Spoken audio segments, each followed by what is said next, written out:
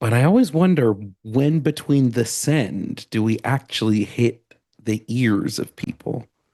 Like, can people hear me now? Can anybody hear me now? What about now? How about now? They can. What? But they didn't tell me they could. It's different. Oh my gosh. Okay, I heard myself. I heard myself. Hey, we're live and this is calling in now. And you could call us right now, or you cannot call us and prove that you're a scaredy cat. But oh, boop. Also, Ta-cha. MAGA sucks. Also, MAGA sucks.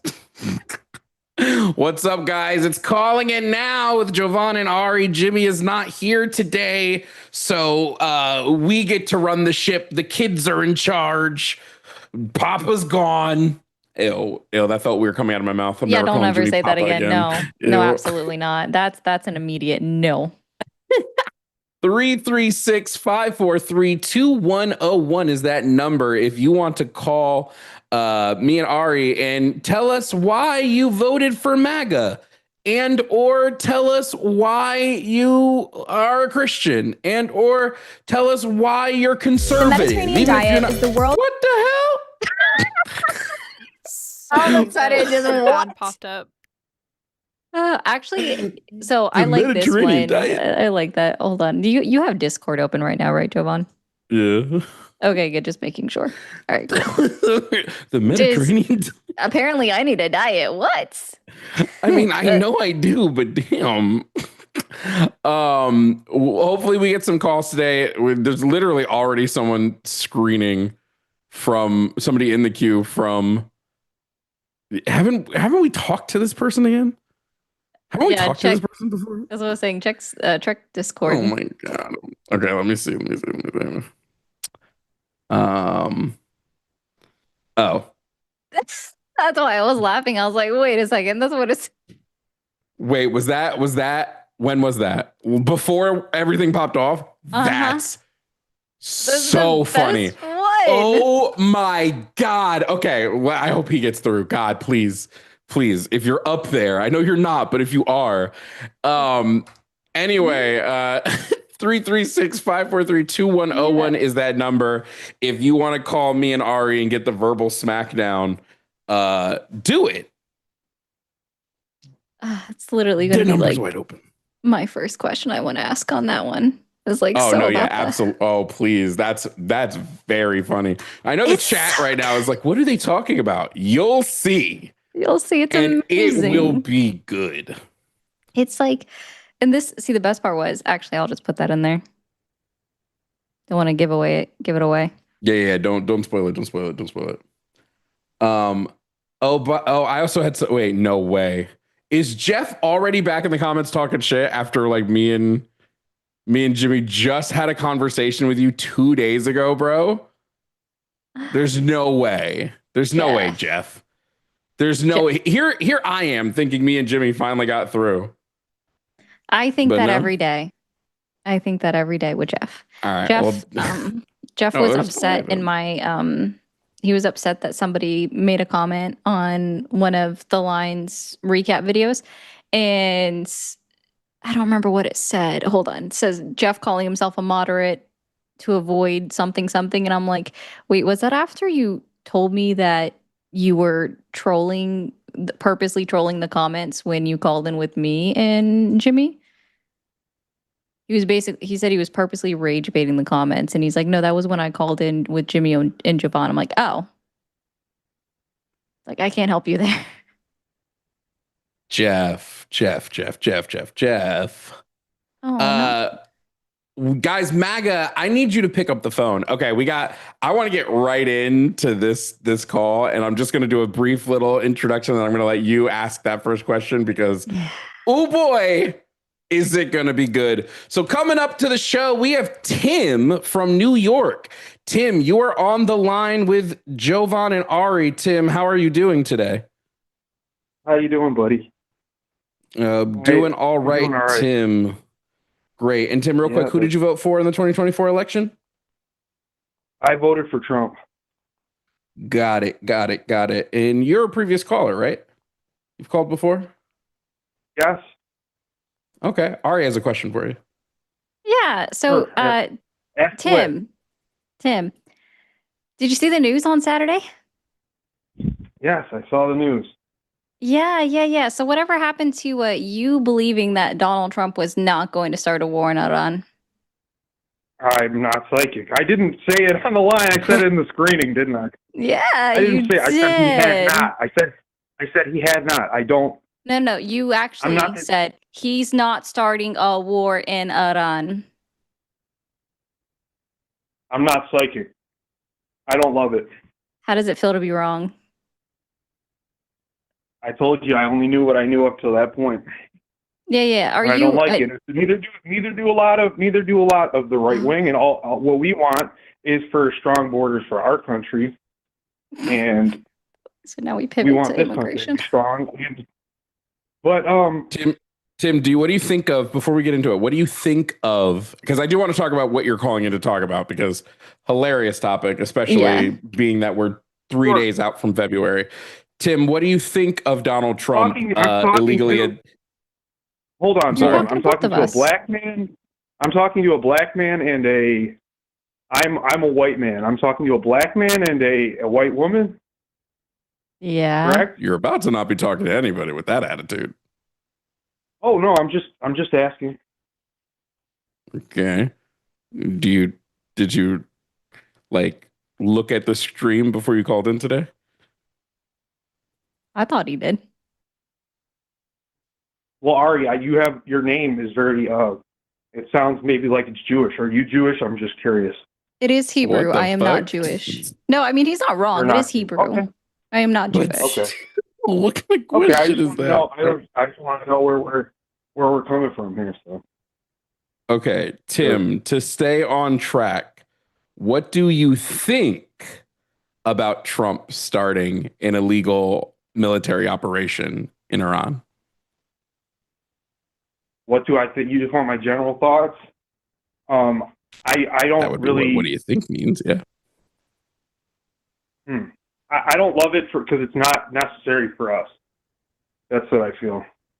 Well, see, Marco Rubio, I don't know if you listened to him speak today, but he said that it was necessary for us to get involved immediately with Israel, because even if we didn't get involved with Israel striking Iran, Iran was going to go ahead and strike United States bases if Israel struck them, and we knew Israel was going to strike Iran, so we went ahead and got ahead of it so that they would strike us anyways, but only this time at least as a result of our own military action.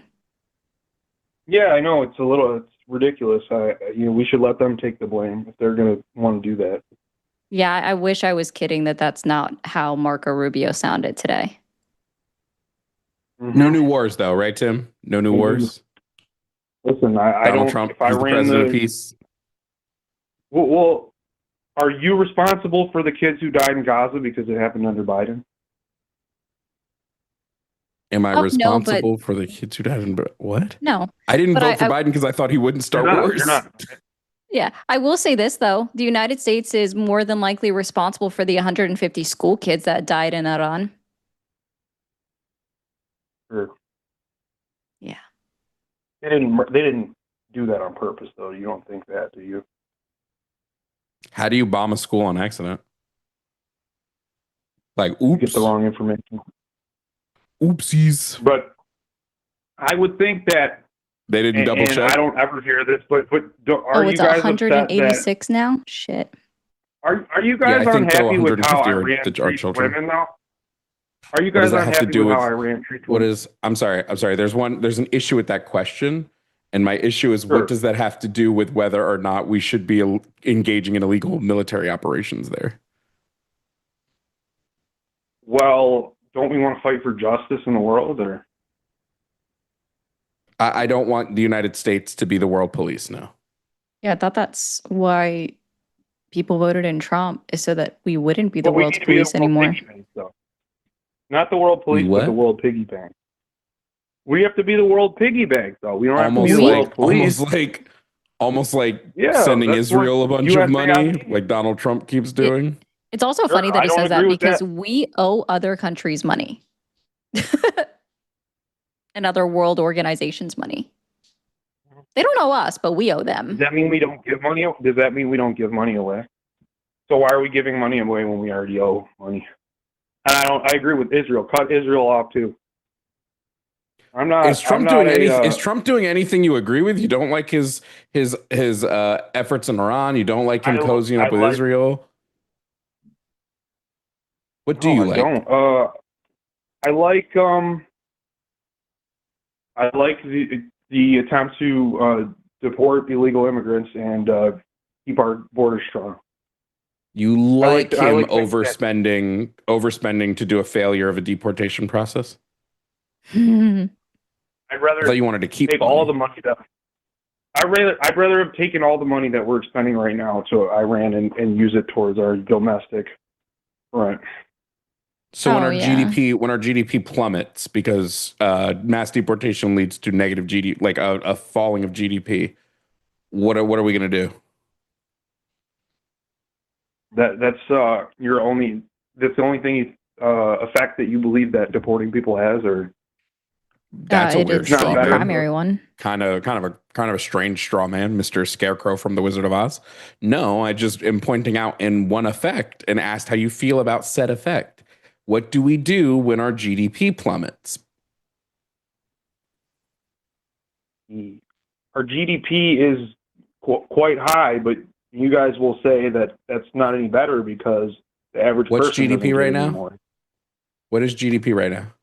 Actually, quick knowledge check. Quick knowledge check. Or something like quick knowledge check. Quick knowledge check. Quick knowledge check. What is GDP? What is GDP? Gross domestic product. And what does that mean? Gross domestic product. It means the amount of money that it's basically exchanged in a country in a year period. I feel like I Yeah. So, do you know they send most of their money home? Oh my goodness! What proof do you have of that? That's such an odd. What proof? I'm sorry. What proof do you have of that they send most of their money home? You want me to Google it? I don't know offhand. So you made a claim with no evidence behind it. You just said something because you felt it. Odd. All right. Well, can we get on to my topic or? Sure. Let's get on. Unless Art, do you have anything else? I have one question for you, real quick, and then we can switch over. I promise about the GDP. Okay. Sure. Do you know why our GDP increased as much as it did in Q3? I'm sorry, can you repeat that? I didn't hear you. Do you know why our GDP increased as much as it did in Q3? In the third quarter of 2025. Because primarily healthcare costs went up was the primary reason. Our military spending went up. That was the secondary reason. And the third contributing factor, not as big of a factor, was international travel. So people leaving the United States of America. Damn. Do you know how much, what percentage we spend on healthcare that makes up our GDP? A substantial portion. 18%. Still a statistic that makes me sick to my stomach. Sure. It says on average, migrants send between $200 or $300 home every month, and they send about $822 billion back in 1 year. Damn, $200 to $300 is definitely your entire check. Yeah. That's definitely the bulk of your money. $822 billion. Yeah, when you have a bunch of people sending small amounts of money. Yeah, when you have a bunch of people sending small amounts of money. Billion. Yeah, when there's a lot of people, sending small amounts of money. What's that 5% of our entire GDP being sent back? Being sent back into the United States? No, they make it here and then they send it back to Latin America. I'm sorry, hold on. Wait, whoa. I'm sorry. Are you making the claim that undocumented immigrants who only make up 20 million people are sending the equivalent 14.2 according to Pew. What was that number you said? How much are they sending back in total? $822 billion in 2023, according to the World Bank. Baloney. Okay, well, you can look it up. Straight baloney. How are 14 million people? More than the amount of 14 million people sending back 820 billion? Baloney. You should probably. He said it's from the World Bank. It's not. You want to take a quick guess on where he's reading it from the AI overview. Let me take a guess. Facebook. Fair. Come on, bro. Do you know what's wrong with the organization known as FAIR, Tim? What's wrong with it? They are a white supremacist group and a eugenicist. That's who founded them. Was a white supremacist and a eugenicist, and they're still white supremacists now. You can say that. I don't know who you're talking about specifically. I don't know. Yeah, I know. I get it. It's because you didn't click on the links. You didn't click on the little clipboard, or not the clipboard, the paperclip icon. It's okay. Sure. According to Congress.gov. Who is citing FAIR? Bill. He's not even giving the right number from FAIR. The number FAIR quotes is 200 billion. So I don't know where he's getting 820 billion from. Okay, this is from a congressional bill from, let me see what year, 2023, and they're a bill or a statement from 2021, and it says that this one quotes only 626 billion, but it says at over 626 billion annually, remittances sent home by international migrants to developing countries are larger than the official development index. I mean, I'm not sure what that part has to do with it, but they said it's larger than $626 billion. So it's in the highs of hundreds of billions. And then my issue with the World Economic Forum that he was also trying to quote with the 800 billion is it doesn't tell me what they use to get their numbers from. Now, why doesn't it do that, Tim? Probably because they don't want me to know. Sure, but I think you kind of touched on like my original point, because you're going in, it's white supremacist. Yeah. Let's talk about your original point. You're jumping to white supremacists. My point is that there is no group that liberals will criticize. It's in terms of racial groups, because I think you would criticize men as well, but there's no group you would criticize other than white people. There's no criticism of any other group for any other thing they do wrong. Or Tim, what's your proof of that? They can prove them. Tim, what's your proof of that? What's my proof of that? Well, can you name something? Go ahead, name something. I mean, you're my liberal subject here, so not my. Can I name something? I criticize every group. I love to criticize Christians. They're terrible. I love to criticize the wealthy. The wealthy are pretty shit. I love to criticize Zionists.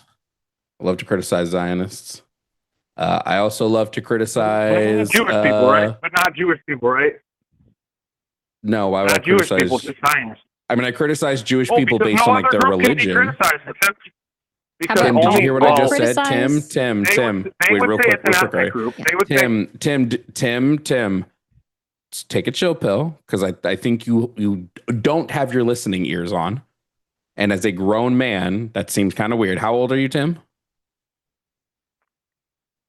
I'm about 30. Okay, a 30-year-old should know how to listen. I said I do criticize Jewish people on their religious beliefs, like I criticize every religion. I think all religions are kind of silly. So all religious groups get criticism from me. Sure. And I'll criticize one Jewish person for you right now. Bibi Netanyahu is a piece of shit. True. Does he have a problem with Jewish supremacism, do you think? I have a problem with any religious supremacy. No, not you. Does Benjamin Netanyahu have a problem with Jewish supremacism? Probably, yes, that he's a Zionist. I think he has more of a problem with his Islamophobia. Is that informed by maybe his belief that, Jewish people are better than other people? Has he said that? Legitimately, has Netanyahu ever said that he believes that Jewish individuals are better than others? Well, he uses terms like Amalek when he's describing the others, the Palestinians, which are specifically Jewish terms about groups that they want to destroy. So Tim, I would this say all that seems like just a major cope because you feel guilty for being white. This just feels like such a big cope. You cannot name.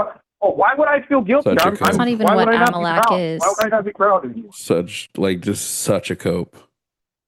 Can you name anything you Let me ask you a question. You know what I'm talking about. Tim, racial and ethnic groups. Tim, you cannot criticize any other group except white people, and I've exposed you because you won't do it. Tim, I've literally criticized multiple groups since we've been sitting here. What are we criticizing someone on specifically? I am curious.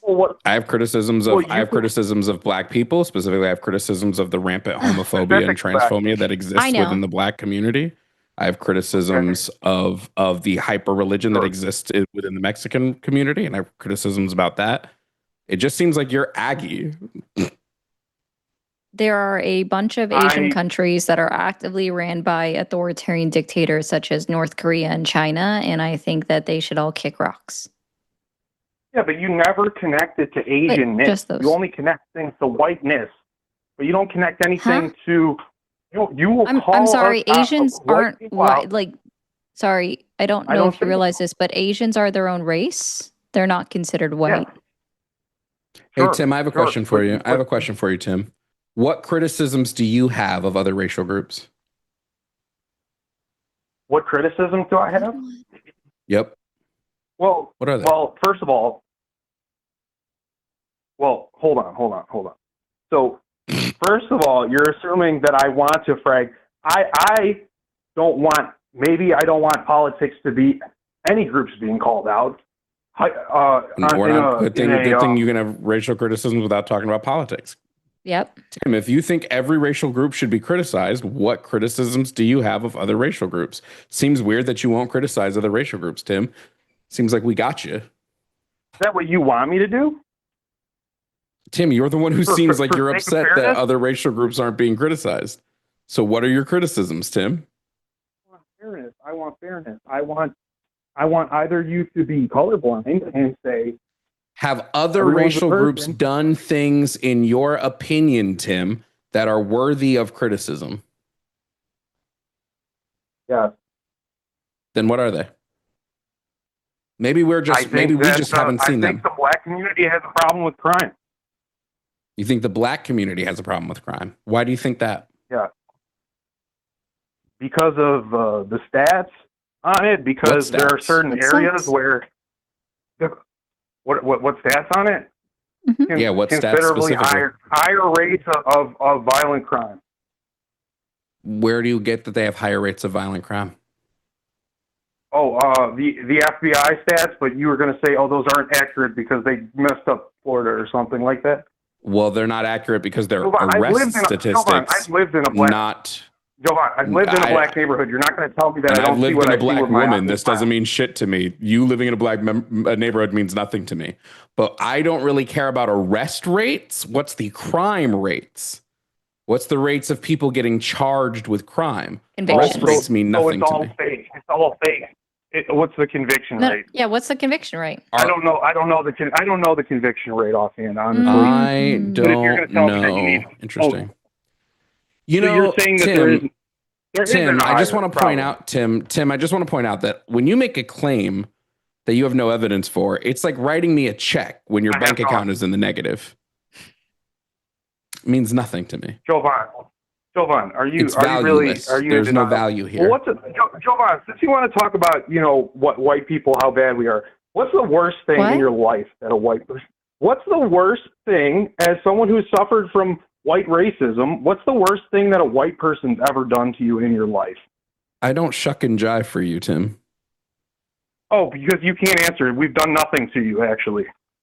I don't talk about my personal life story. Tim, please don't make me. Tim, don't make me mute you because I will. Tim, don't make me mute you because I will. I don't talk about my life history online during debates because it's not relevant. What's relevant is the actual facts behind something. Now, what happened here, Tim, was you couldn't provide evidence for a claim, and now you're trying to shift to something else because you want the burden of proof to be on me. Burden of proof ain't on me, big boy. Burden of proof is on you. Hold on. So I want you to prove to me that black people commit more crime. I want hard evidence for that. Do you have it? Wait. Jovan, that is evidence. I've been waiting for your evidence. Arrest rates are evidence. No, arrest rates do not tell me. You don't think they're as strong. Tim, I'm sorry. Do we live in Nazi Germany? No, we do not. No. So are you guilty until proven innocent or innocent until proven guilty? Oh, sorry. Was that the point you wanted to make? Well, if I say the conviction rates, you're gonna pivot to the exoneration. What are the conviction rates?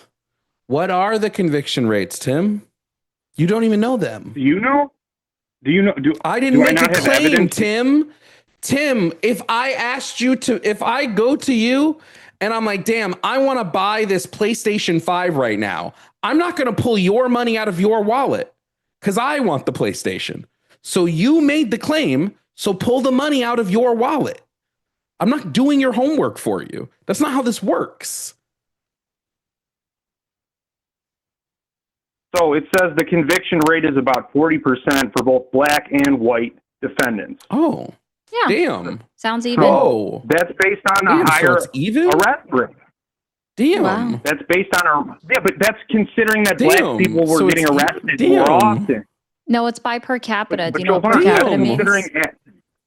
That's after arrest, though. No. So I'm going to help you out with something. No, Tim, cool your jets for a second. I'm going to help you out with something because I understand, Tim, you don't understand the statistic, and I want to help you out with something. We have to mute you, Tim. And I'm actually going to really enjoy telling you this, Tim.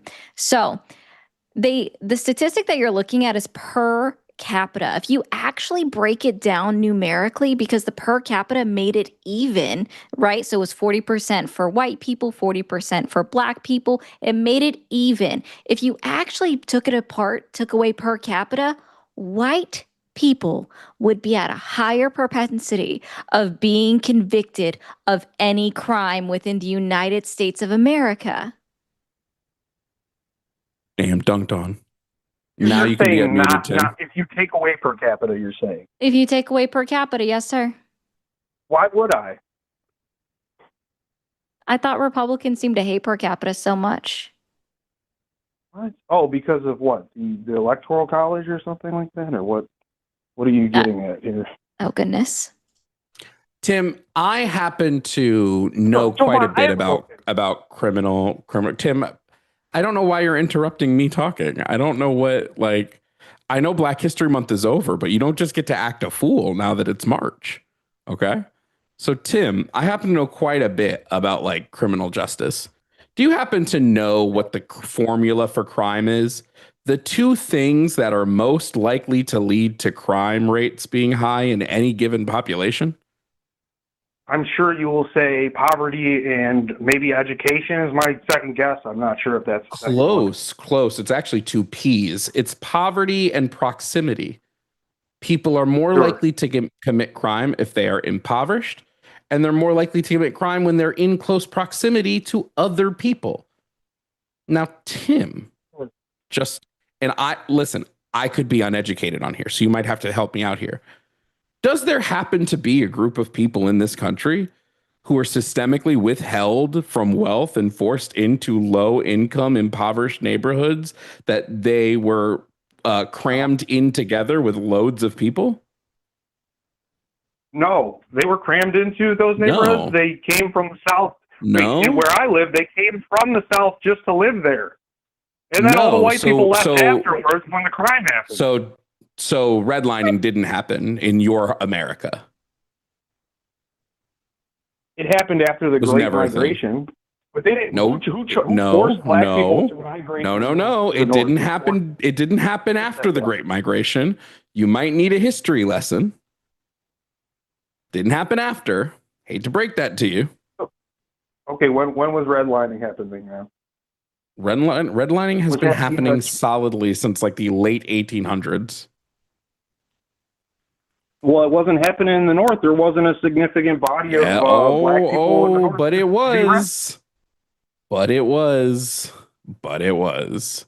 So Jovan, you want me to tell me to not trust my eyes? I've witnessed black adolescents steal a man's car. I've witnessed them steal a man's car. I've seen white I've witnessed white adolescents steal a man's car. Because they were I witnessed last night. I'm gonna have to mute you again, Tim. Last night I actually saw 1,700 white teenage boys commit crime. I witnessed all of them. Me, myself, and I. Here's the fun part about our eyes, Tim. Some people need glasses. So I don't care what you see with your eyes. It doesn't mean jack shit to me. It means less than jack shit to me. Now I'll unmute you again, but unfortunately you got to stop with the white nonsense, Tim. You just have to. Jovan, you simultaneously you deny that black people are committing more crime, and you have reasons for why they do. They're not. Nope. Sorry, nope. I'm gonna help you out with this. Go ahead. Wait, no, hold on. I actually don't deny this. Per capita, black people engage in more. Hold on. They engage in more of specific types of crime. White people engage in more sexual assault. White people engage in more grand theft auto. White people engage in more fraud. Right? There are different types of crime that each group engages in more. But the crimes that we see come from the black community are predominantly crimes that are led by poverty. There's actually and only this is a group. Oh, sorry. There's only ahead, two. There's only one statistic that that black people lead in, and that's robbery. And this is according to FBI statistics. You're talking about in absolute numbers. When you have 4 times the population of white people compared to black people. Yeah, this is taking out per capita. Taking out per capita, black people have committed 52.7% of all robberies. Arrests, not convictions, arrests within the United States. Taking away per capita. When you live in a certain neighborhood, you're not going to experience the absolute numbers. You're going to experience the per capita numbers. Tim, I hate to go here again. But why is it that you separate the crime from the socioeconomic conditions that lead to people committing those crimes? I don't. I think that's a factor, sure. That doesn't explain. That doesn't. So okay, so Tim, hold on. Okay, Tim. Okay, if that's not the factor, Tim, if that's not the factor, so what is it? Are black people just more likely to commit crime? Why, Tim? Well, it's their community and they need to do something. They need to what about their community breeds crime? What about their community? The promotion of violence through. How do black people promote violence more than white people? The rap music. How does black culture promote violence any more than white culture does? Rap music. Do you think heavy metal music doesn't promote violence? I can play you a heavy metal song tomorrow. I could play you a rock song tomorrow about people beating their wives. Or you could just do let the bodies hit the floor. Let the bodies hit the floor. White people's favorite show was The Sopranos. That didn't glorify violence. That didn't glorify crime.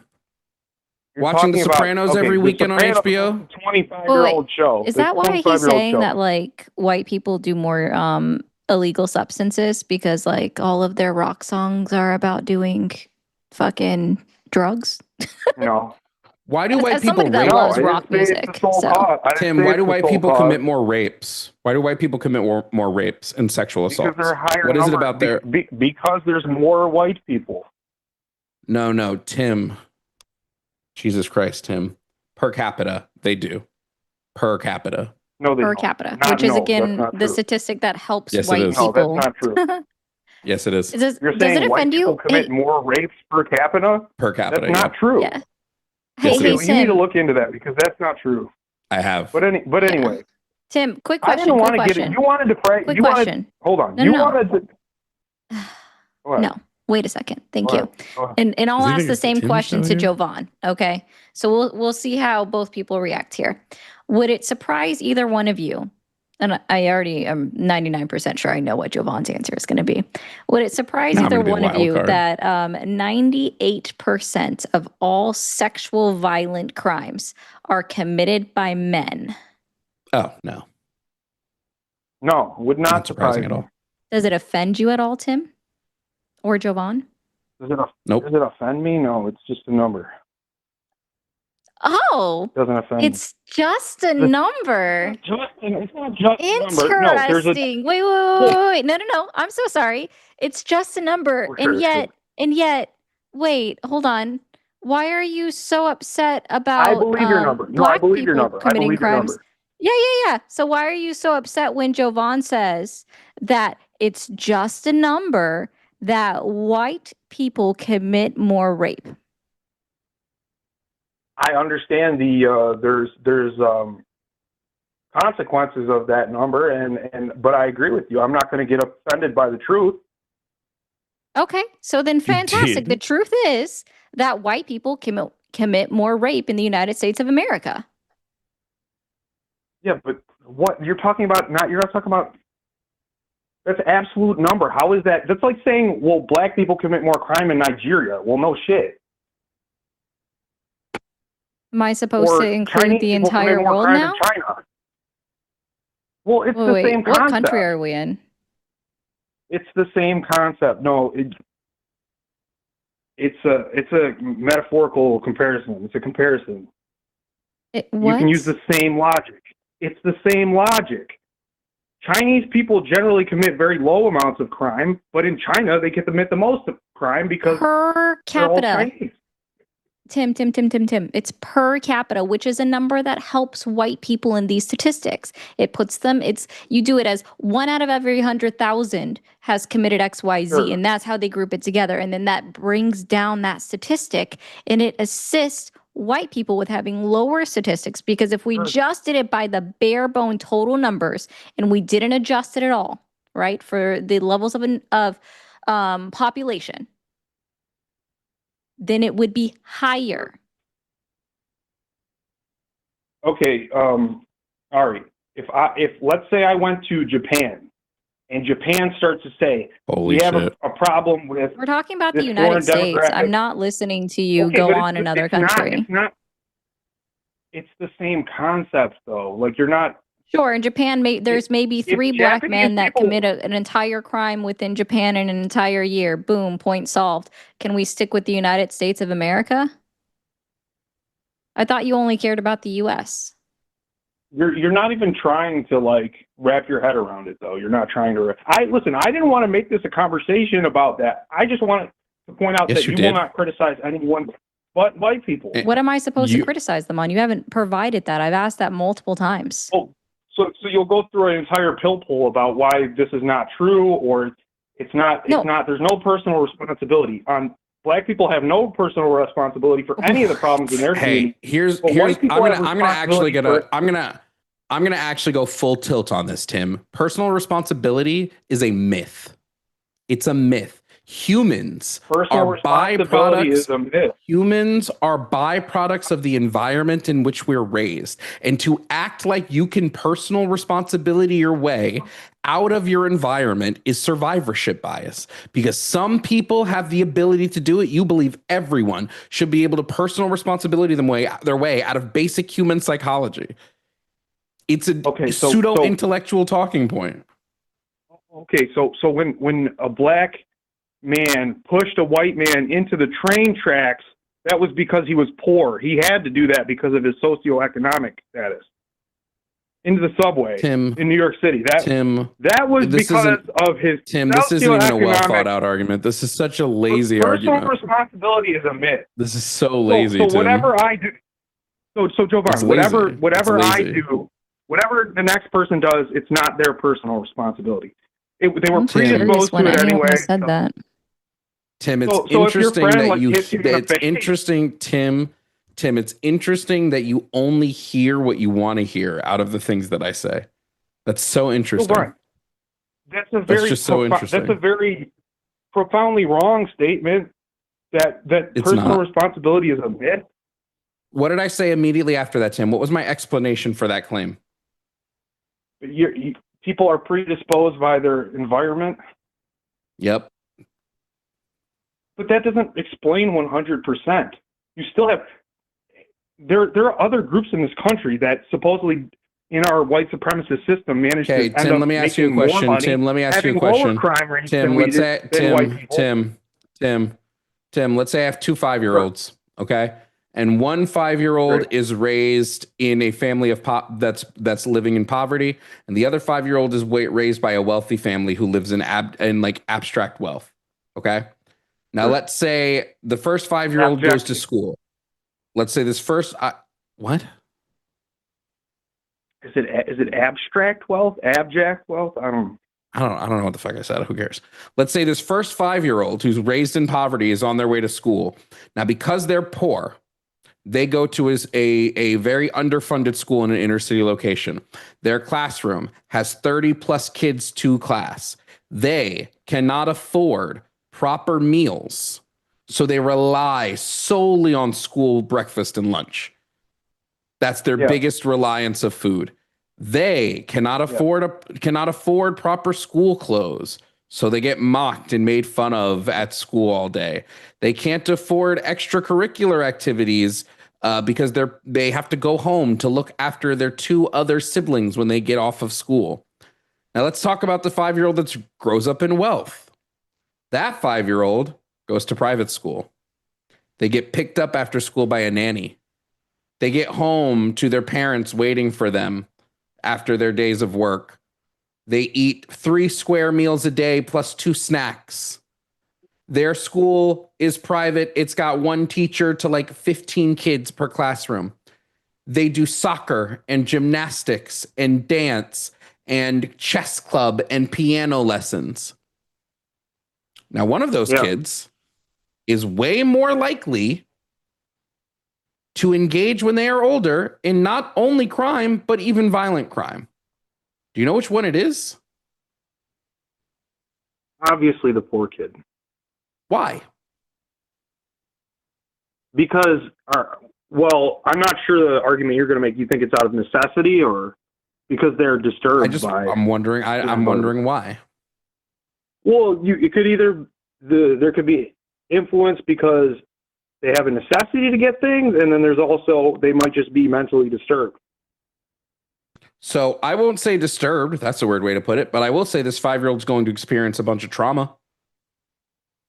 Trauma from poverty, possibly PTSD from living in poverty, in abject poverty.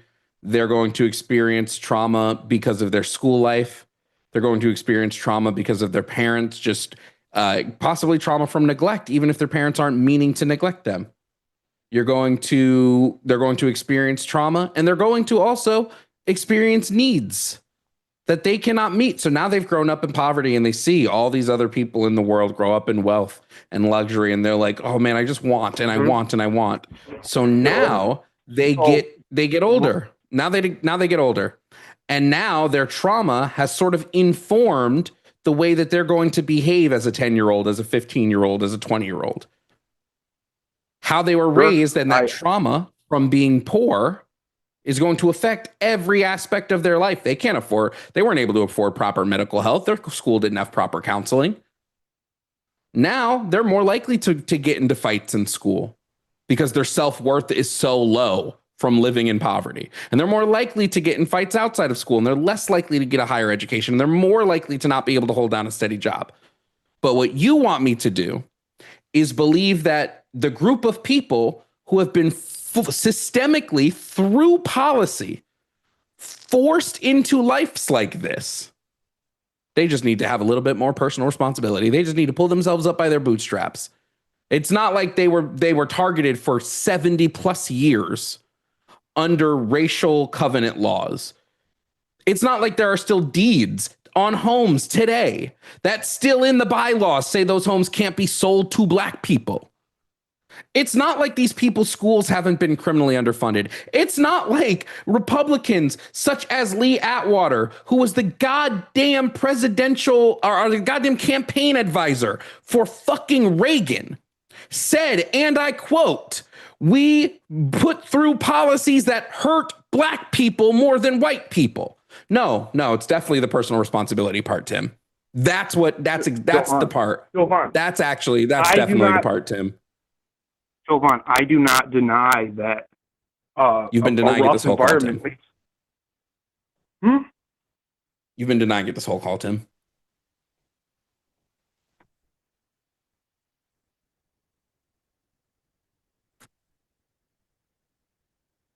No, I have not. I have not been in denial of that. No, I have not. I've been denying that explains the difference and that there's no personal responsibility. How do you explain that second generation Latino immigrants do very well economically? Hey, How do you explain that? Damn, you're right.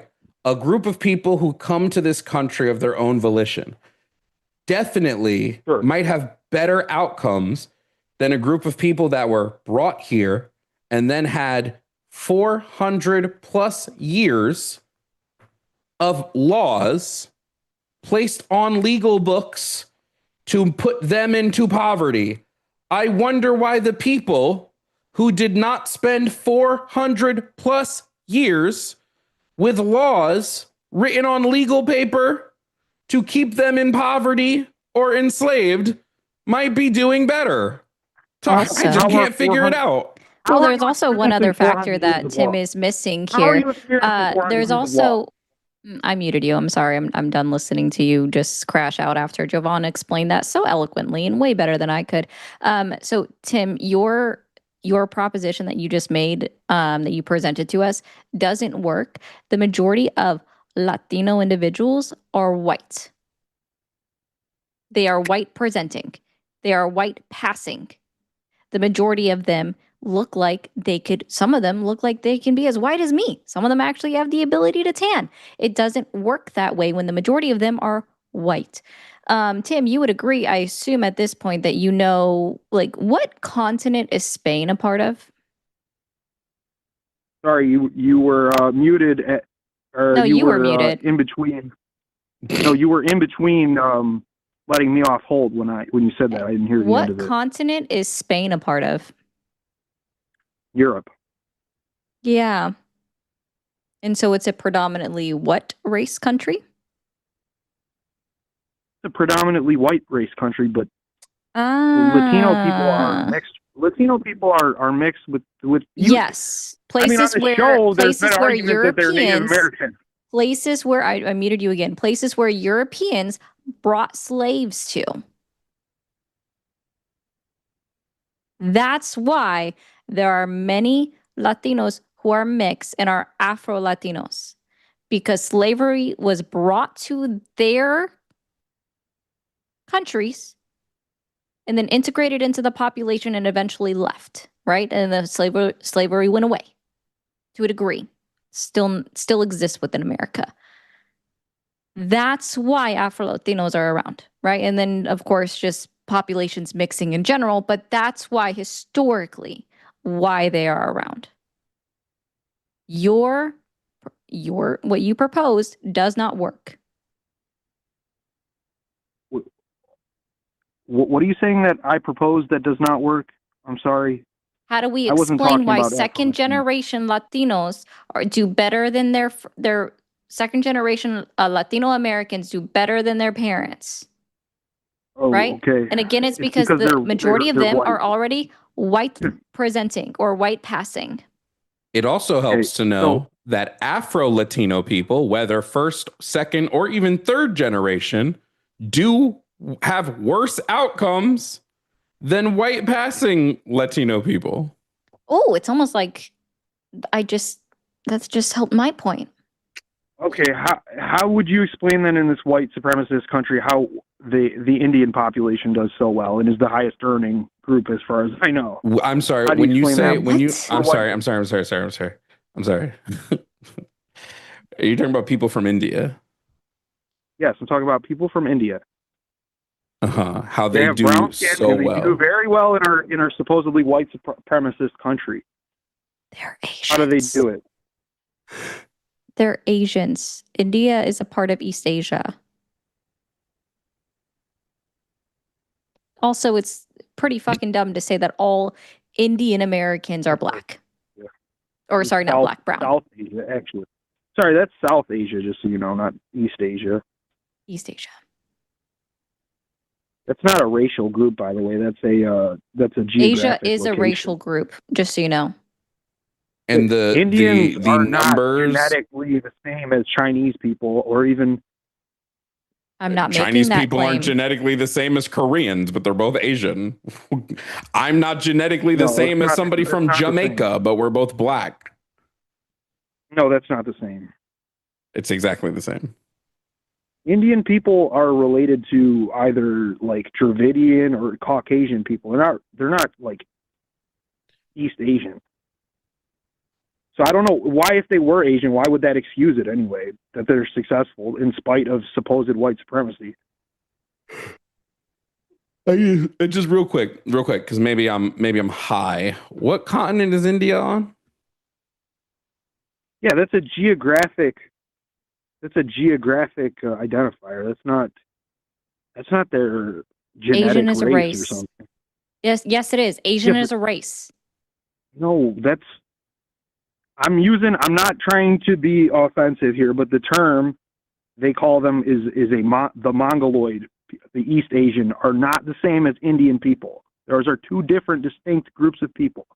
No, you don't say that. That's, I don't know if you realize this, but you should never say that M word because that is considered a slur. Stop. Why are people so dumb? Okay. Tim, well, Tim, what I'm going to need from Tim,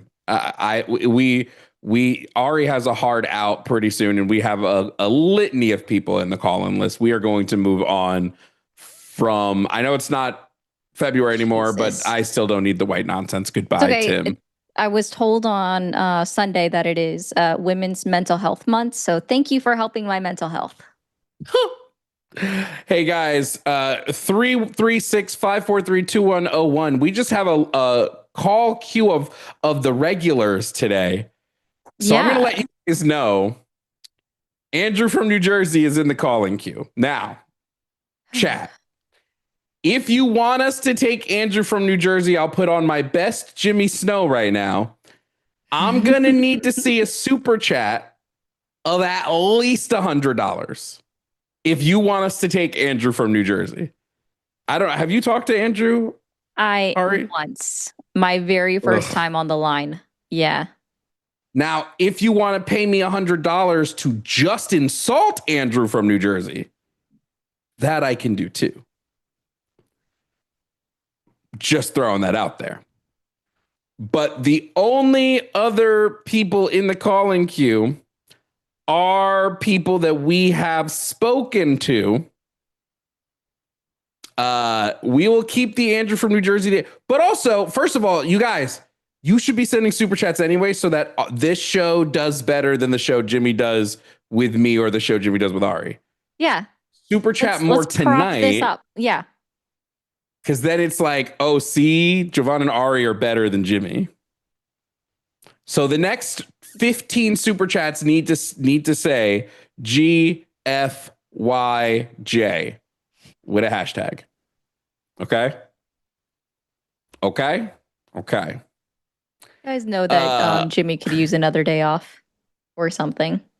I mean, he with his new meds, he might be clocked out for a little bit, honestly. Yeah, he was telling me about it. I'm just like, dude, that sucks. I can't. I will let you take your pick. Besides that, we're gonna keep Andrew in the queue. We'll see if he ends up getting in. But you can take your pick of the others in the. I mean, I'll pull up Jay. I'm not sure it's gonna be a call I'm decent at, but hey, we'll give it a try. I've never heard of this Ordo capitalist. Ordo, that's something he literally decided from 2 days ago. I just talked to Jay 2 days ago. I just talked to Jeff 2 days ago. Why are both of you calling again? Sure. We'll take Jay first. Okay. Okay, Jay, you are unfortunately on the line. Please, do you have anything new, or is it going to be the exact same conversation we had the other day? Yeah, no, I had my best attempt at a syllogism saying that profit is required in a major economy. Voice. I must have listened back on this one. Sorry, I wasn't trying to interrupt you. Verbal word. No. I just externalized my thought process. Now, I just want to be sure of something, okay? Now you, sure. you're going with ordo capitalism. Sure. Jay, how much research did you do in these last 2 days on what ordo capitalism is? Ordo capitalism doesn't exist. I did make that up. It is based on ordo liberalism, though. Okay, so you purposely based it on the economic ideology of the Nazi Party.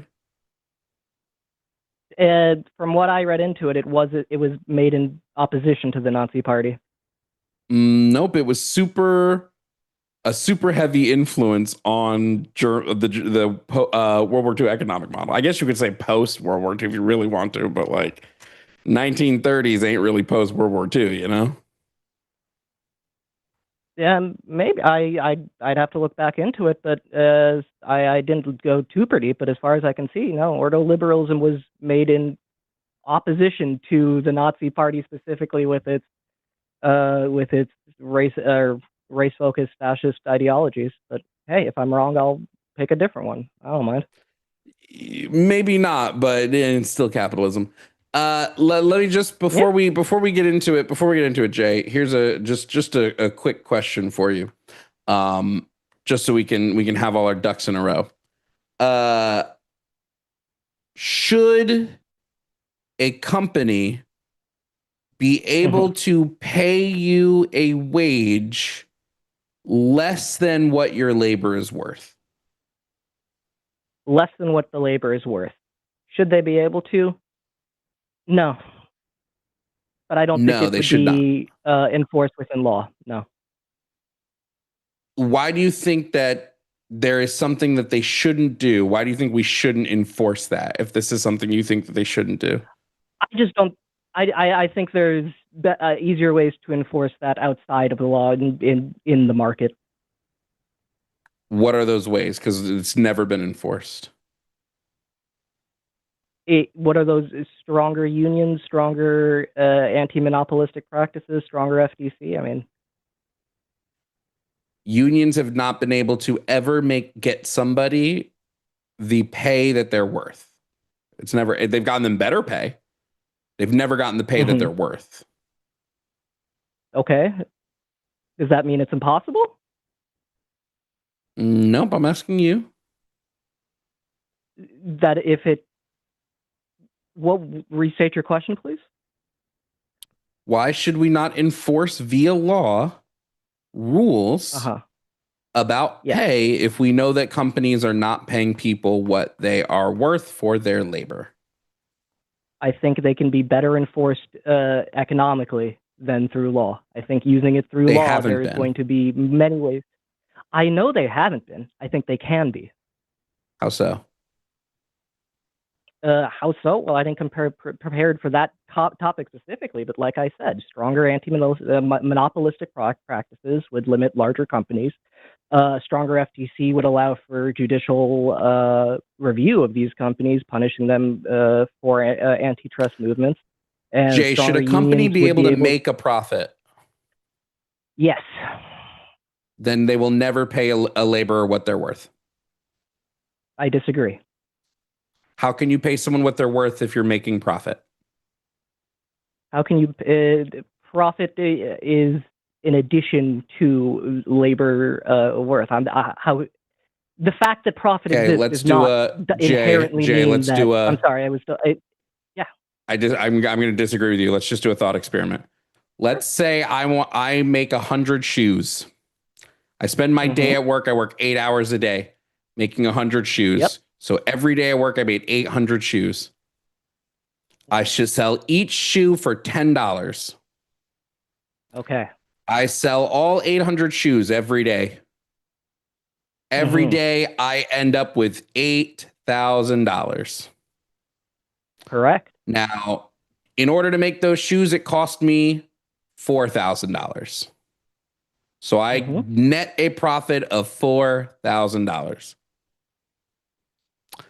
Now, let's say I have a higher demand for my shoes. Now I need 200 shoes a day. I can't do 200 shoes a day. So I have to hire somebody to do that. Now, the cost all in to make those shoes is $4,000. That's how much it costs all in to make those shoes. That's material, labor, sale, everything that's needed goes into that $4,000. Now I'm going to hire somebody, and the other $4,000 is direct profit into my pocket. I'm going to hire someone to make those shoes. Am I going to pay that person $4,000 to make the shoes? And you said it includes everything. My biggest problem with that is that I think there are synergistic effects of larger scales up to a point, of course, that can't be applied to each individual laborer. So you could pay $4,000. I don't think it would be the best idea. So you think that in order to scale, I have to pay someone less than what their labor is actually worth in order to scale my business? That's not what I said. No, that's said what that leads to. That a business I said a business has a synergistic property that that adds value outside of each individual laborer. If each individual laborer is doing something, the company as a whole adds some sort of value outside of the employees. That's my claim. So I think the value the company provides is the shoes. The value the company provides is the shoes. I think the value that the shoes that it makes is made better in, again, not to infinite scale, but with scale, there is value added inherently from the company, which would be the profit. What value specifically are they adding? What value specific? Organization would add value. Economies of scale would add value that you couldn't without. Economies of scale add value? What? Because it drives down other costs. In order to get that value, right? Can I pay my employee the same amount that I'm being paid?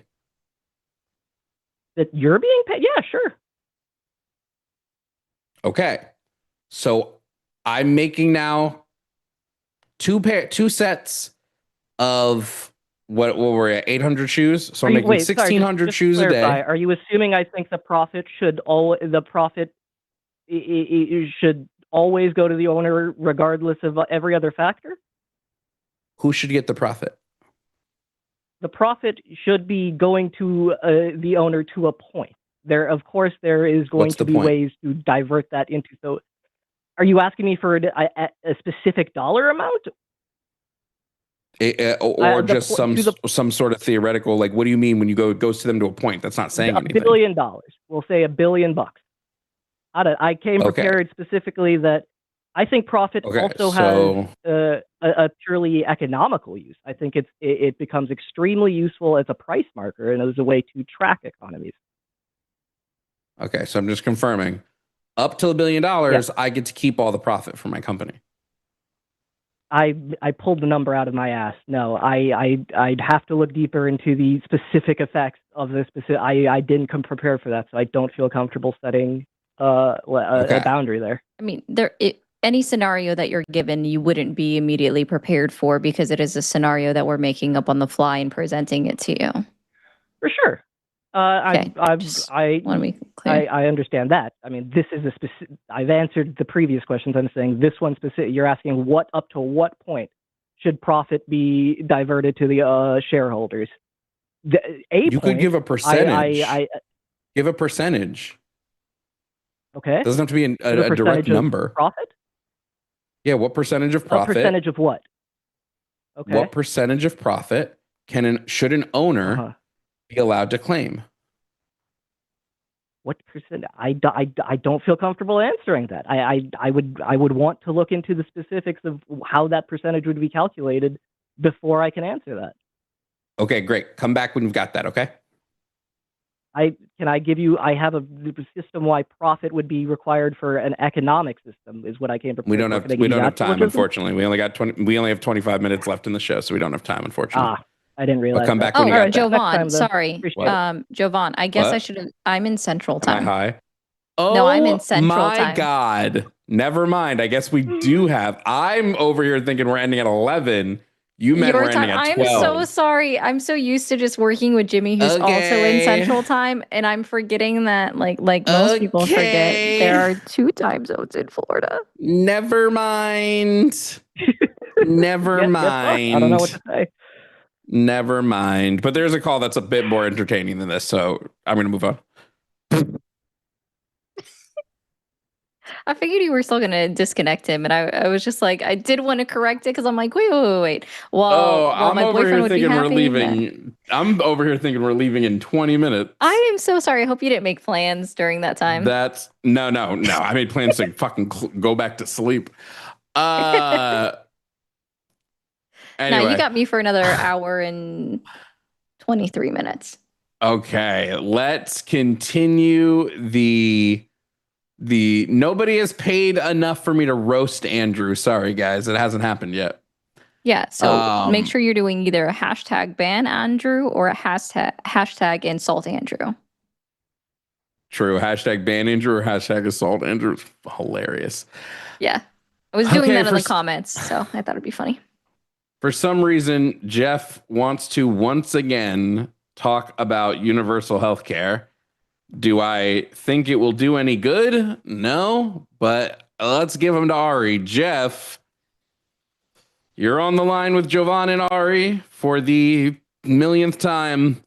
What is the new argument you possess for universal health care?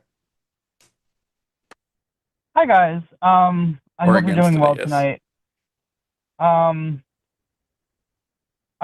actually want to start off by talking about what happened in the beginning of the stream. I feel kind of disappointed because when I called into the show the other day, I felt like the conversation was very good. Like, I felt like it was respectful. Like, we all listened to each other. I felt like it was a good time. And now, like, you know, with the little spat that happened in the beginning of the show, I'm like, I don't know. Jeff, you gotta get thicker skin, bro. Jeff, I think that it's more so. I know you're newer to the show, watching Jimmy in the line, but the reason why we play this game with Andrew is because Andrew constantly acts agreeable, right? Because I know the lore at this point. He acts agreeable during the phone call, and then comes back with the same points that he basically agreed to last time, but saying that, no, I'm back to my old ways, right? And I didn't see the comments that you made in the chat because I didn't have it open at the time. So I'm not sure what you said. And also Jimmy's chat is flying off the handle. And I don't have it from the host side, so that makes it a little bit more difficult. So I would assume that the chat was irritated, and this is an assumption, so if I'm wrong, correct me and I will take it back. I would assume that they thought you were reverting backwards after you had made something agreeable, or like you had agreed to something. I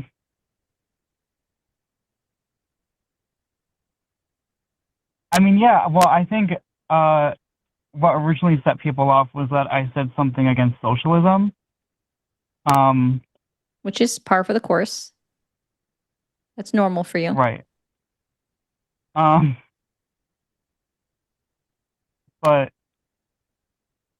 yeah, I don't know. The thing that I was complaining about earlier in the server. It was about someone saying that I was masking my support for authoritarianism by saying that I'm moderate. Oh, yeah. Also, really quick, deep cut. Jovan, Mr. Thomas says you're scared to debate them.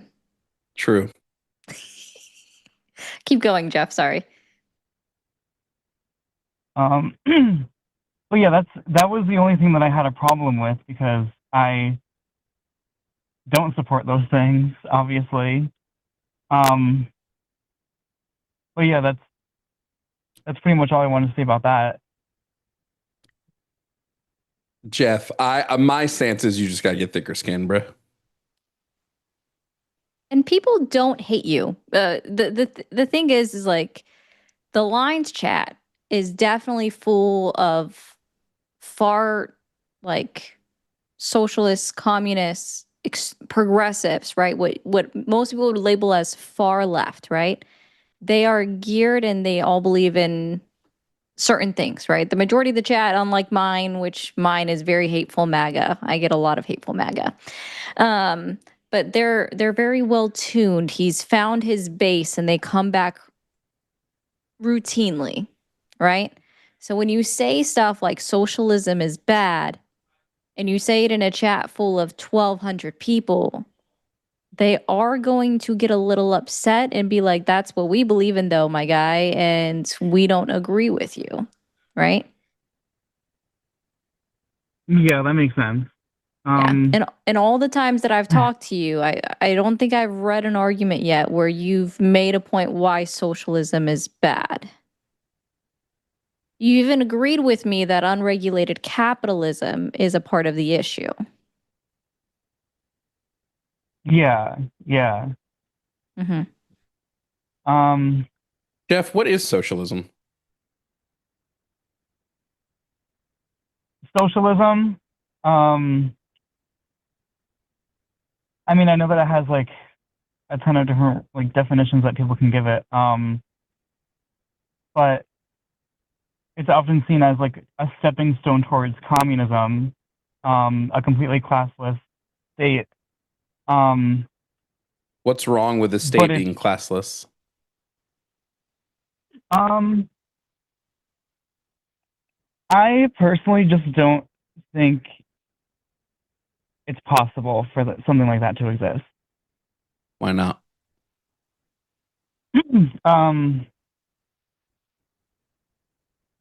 I don't know. I feel like it's something that it doesn't seem like in reality, at least, you know, the reality that we exist in right now, that it's not something that's actually possible. Well, it's not that it's not possible. It's just in order for it to work correctly in its intended purpose, we can say that, or its intended role, is it would have to be applied with every country in the world for it to be socialism, though. Socialism. Yeah, communism would have to be the entire world agreeing to it, and at that point, you would have an almost near utopian society, right? If we were able to achieve communism worldwide, it would be a more utopian society.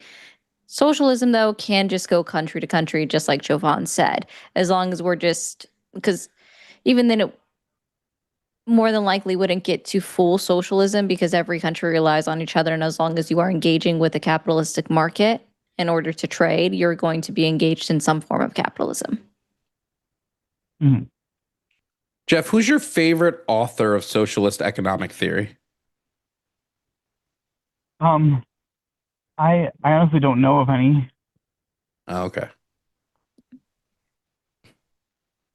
I was just wondering.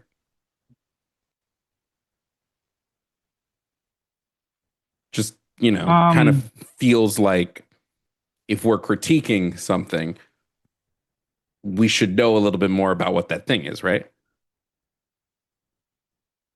Yeah, I would agree with that. Yeah. I mean, I guess it's more so, and like, you know, I can say that like my argument would be flawed because I don't know much about socialism. But I guess it's more so that I don't have a problem specifically with socialism. It's that I don't think other systems could be better than capitalism. Well, let me ask you this real quick. And sorry, this is brought up in my chat. You remember the story of Robin Hood, right? Yeah. Who was the good guy in that story? Good guy.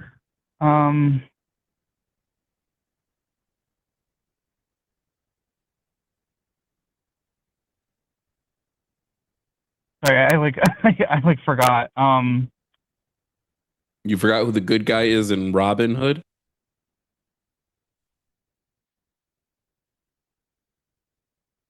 Yeah.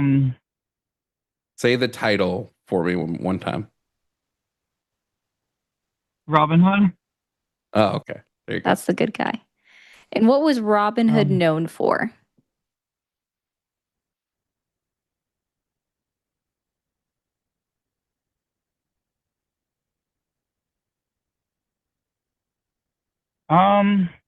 If you don't know, it's okay to say I don't know or I don't remember. Yeah, I don't remember. Okay. Stealing from the rich and giving to the poor. Yes. Redistributing the wealth. And he was the good guy in that story. So when did we change Robin Hood to be the bad guy when applied to real world society? Minus the stealing part. I mean, I don't know. Like that's definitely a good point. Yeah, because the main point of that story is redistributing the wealth from the poor, or sorry, from the rich amongst the masses who were generally poor. General term, sorry. I mean, I guess I don't necessarily have a problem with taxing the rich more. It's when the middle class is forced to pay for these programs that help the poor. That's where I kind of don't agree with that happening. Hey, Jeff, you have private health insurance, right? I don't currently. Okay, you have had private health insurance before. Yeah. Okay, what was your carrier? Was it like Blue Cross Blue Shield, United Healthcare? Do you know? I had Cigna. Cigna. Okay. Let's take Cigna. Cigna has a bunch of different plans, both high-paying plans and low-paying plans. When you have Cigna, you have a amount that you pay every month, right?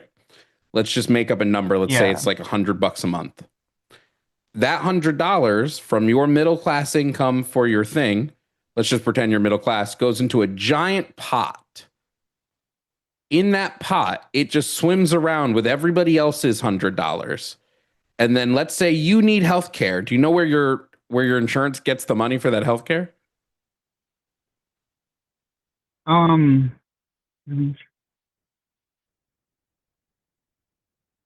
not sure. I'm not sure. They get it from the pot. Oh, yeah. So if they get all of the middle class people's money and put it together in a pot that all the people on the lower tiers can pull from, how is that any different than going to a system where instead the pot is our tax dollars?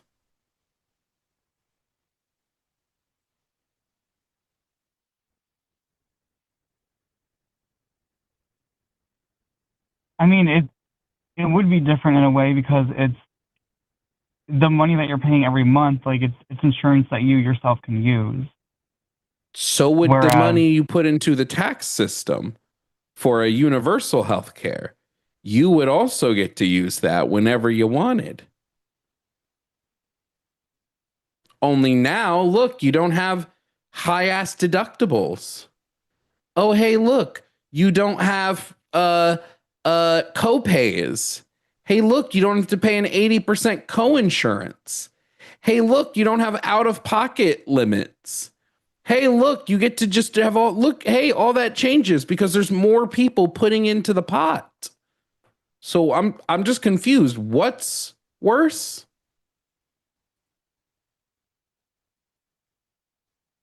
And remember, Jeff, before you answer, we went over this mathematically 2 weeks ago. Right. Yeah. On average, a family or an individual pays $15,500 a year right now for private health insurance. If it was automatically taken out of taxes to be paid for, we would only be paying $10,000 in taxes as an individual a year. It's a $5,000 a year savings spread amongst the people.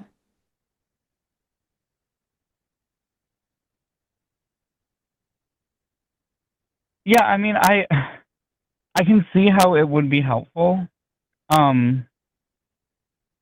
But just I guess I don't know why I feel so stumped about this, but like I feel like I want to support it, but I'm like, it's because it's that word here. I get it. It's that darn word socialism. Let's call it something different. Let's call it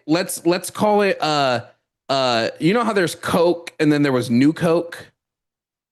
And then they brought regular Coke back as like Coke Classic, even though it was just regular Coke. So here, we'll have socialism will be Coke.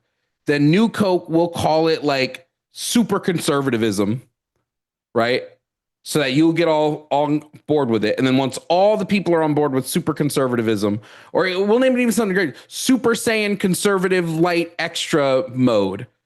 And then once you're all on board, we'll then change it back to socialism. How's that? Because it seems like the only thing you have an issue with, Jeff, and I'm sorry if I'm going to come off kind of snarky now, but it's pissing me off a little bit. The only thing you have a fucking issue with is the word socialism.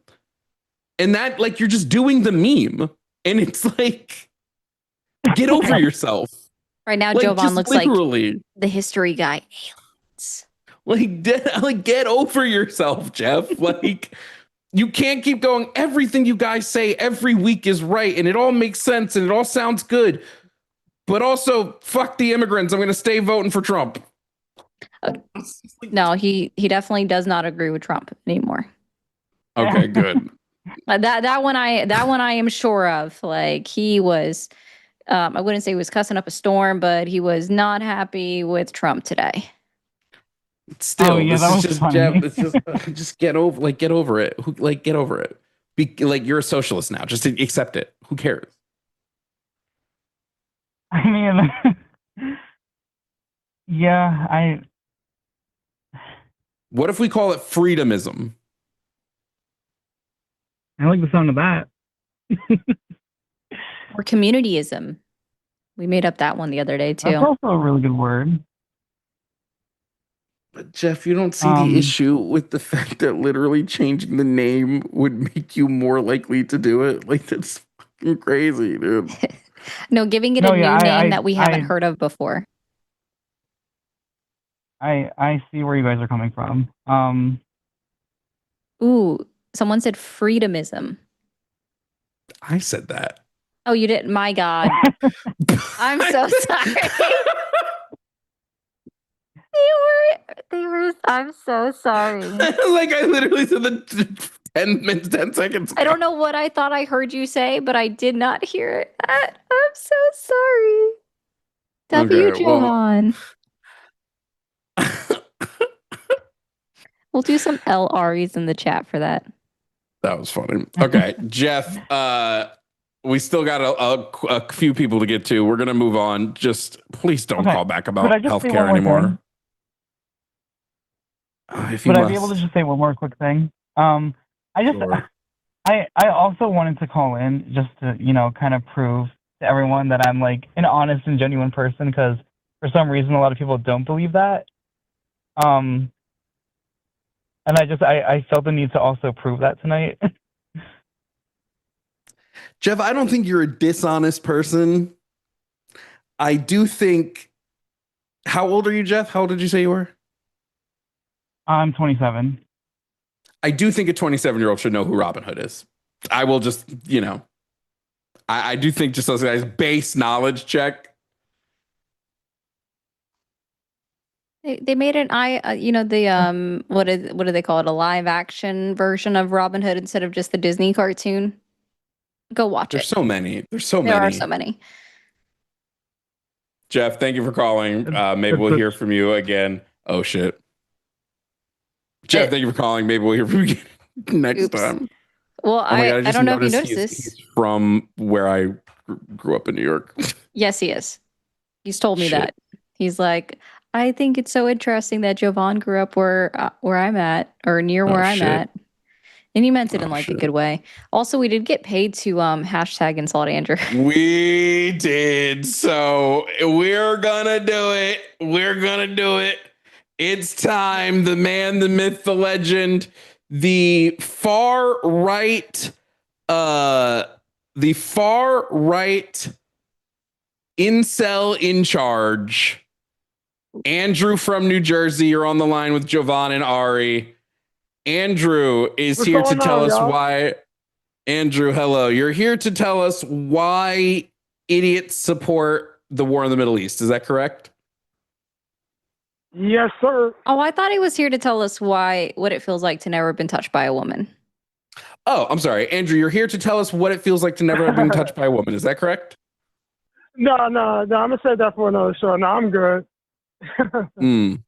Oh, interesting. Or maybe I got it mixed up. Or are you here to tell us why you're just sexually adverse to sex with a woman? Andrew from New Jersey here to tell us why he doesn't like sex from women. No, not from women. That's not my wife. It got to be my wife first. Oh, so it's just about the fact that your wife is a blow-up doll. Got it. Andrew from New Jersey here to tell us about sex with blow-up dolls. Andrew, did you buy it off of Adam and Eve or off of Amazon? No, I can't afford no blow-up doll. You can't afford a blow-up. So it's just your couch. Hashtag JD Vance. Andrew from New Jersey here to tell us about how him and JD Vance have the same sexual proclivities. Andrew, tell us about the couches. No, JD Vance wear eyeliner. I don't know. I don't even think he's straight, so. Oh, Andrew likes eyeliner now. Andrew from New Jersey here to tell us about why he likes eyeliner. Andrew, go ahead. I don't like eyeliner. You don't like JD Vance? Oh, that's because it's called guy liner. We said it wrong. It's guy liner. Andrew from New Jersey calling about guy liner. So sorry, Andrew. I forgot you needed to be manly, right? Yeah, absolutely. Yeah, I need to be manly. Yeah. Hey, Andrew from New Jersey. Just quick question. Andrew from New Jersey. How excited were you when Donald Trump told that 10-year-old he would date her in 10 years? What the frick? I mean, if he said that, then that's a dirtbag thing to say. You're telling me it's the year of our Lord 2026 and you didn't know that Donald Trump told a 10-year-old girl he would date her in 10 years? In 2015. Oh, no, absolutely not. I didn't know about that crap.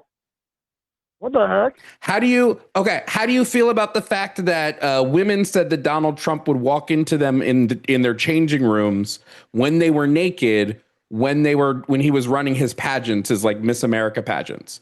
How do you feel about him walking in on women in changing rooms and not knocking, by the way, just walking? That's obviously wrong. That's horrible. Yeah. Oh, okay. And how do you feel about Donald Trump saying that he likes to grab women by the pussy? How do you feel about that? That's wrong too. Okay. And how do you feel that Trump? And how do you feel about Donald Trump inviting Lawrence Taylor, a man who was convicted of raping a 16-year-old, to the White House to help him work on a fitness program for children? First of all, how is he not in prison if he's convicted? He's been to prison. He's out.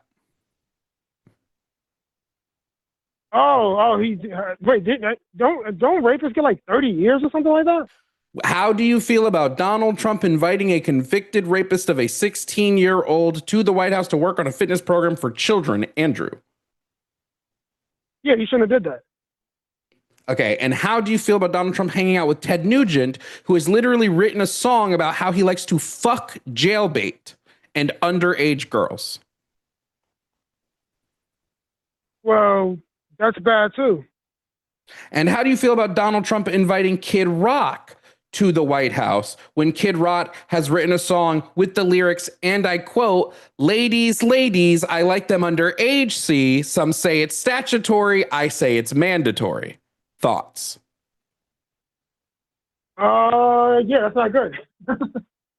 And how do you feel about him inviting Kid Rock also when Kid Rock said about the Olsen twins when they were under the age of 18, if there's grass on the field, play ball?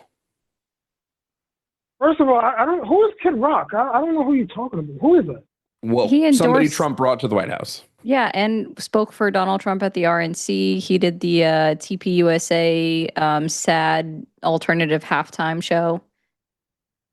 Oh, also, yes, correction. It wasn't a Miss America pageant. It was a Miss Teen USA pageant that Donald Trump walked in the changing room of girls.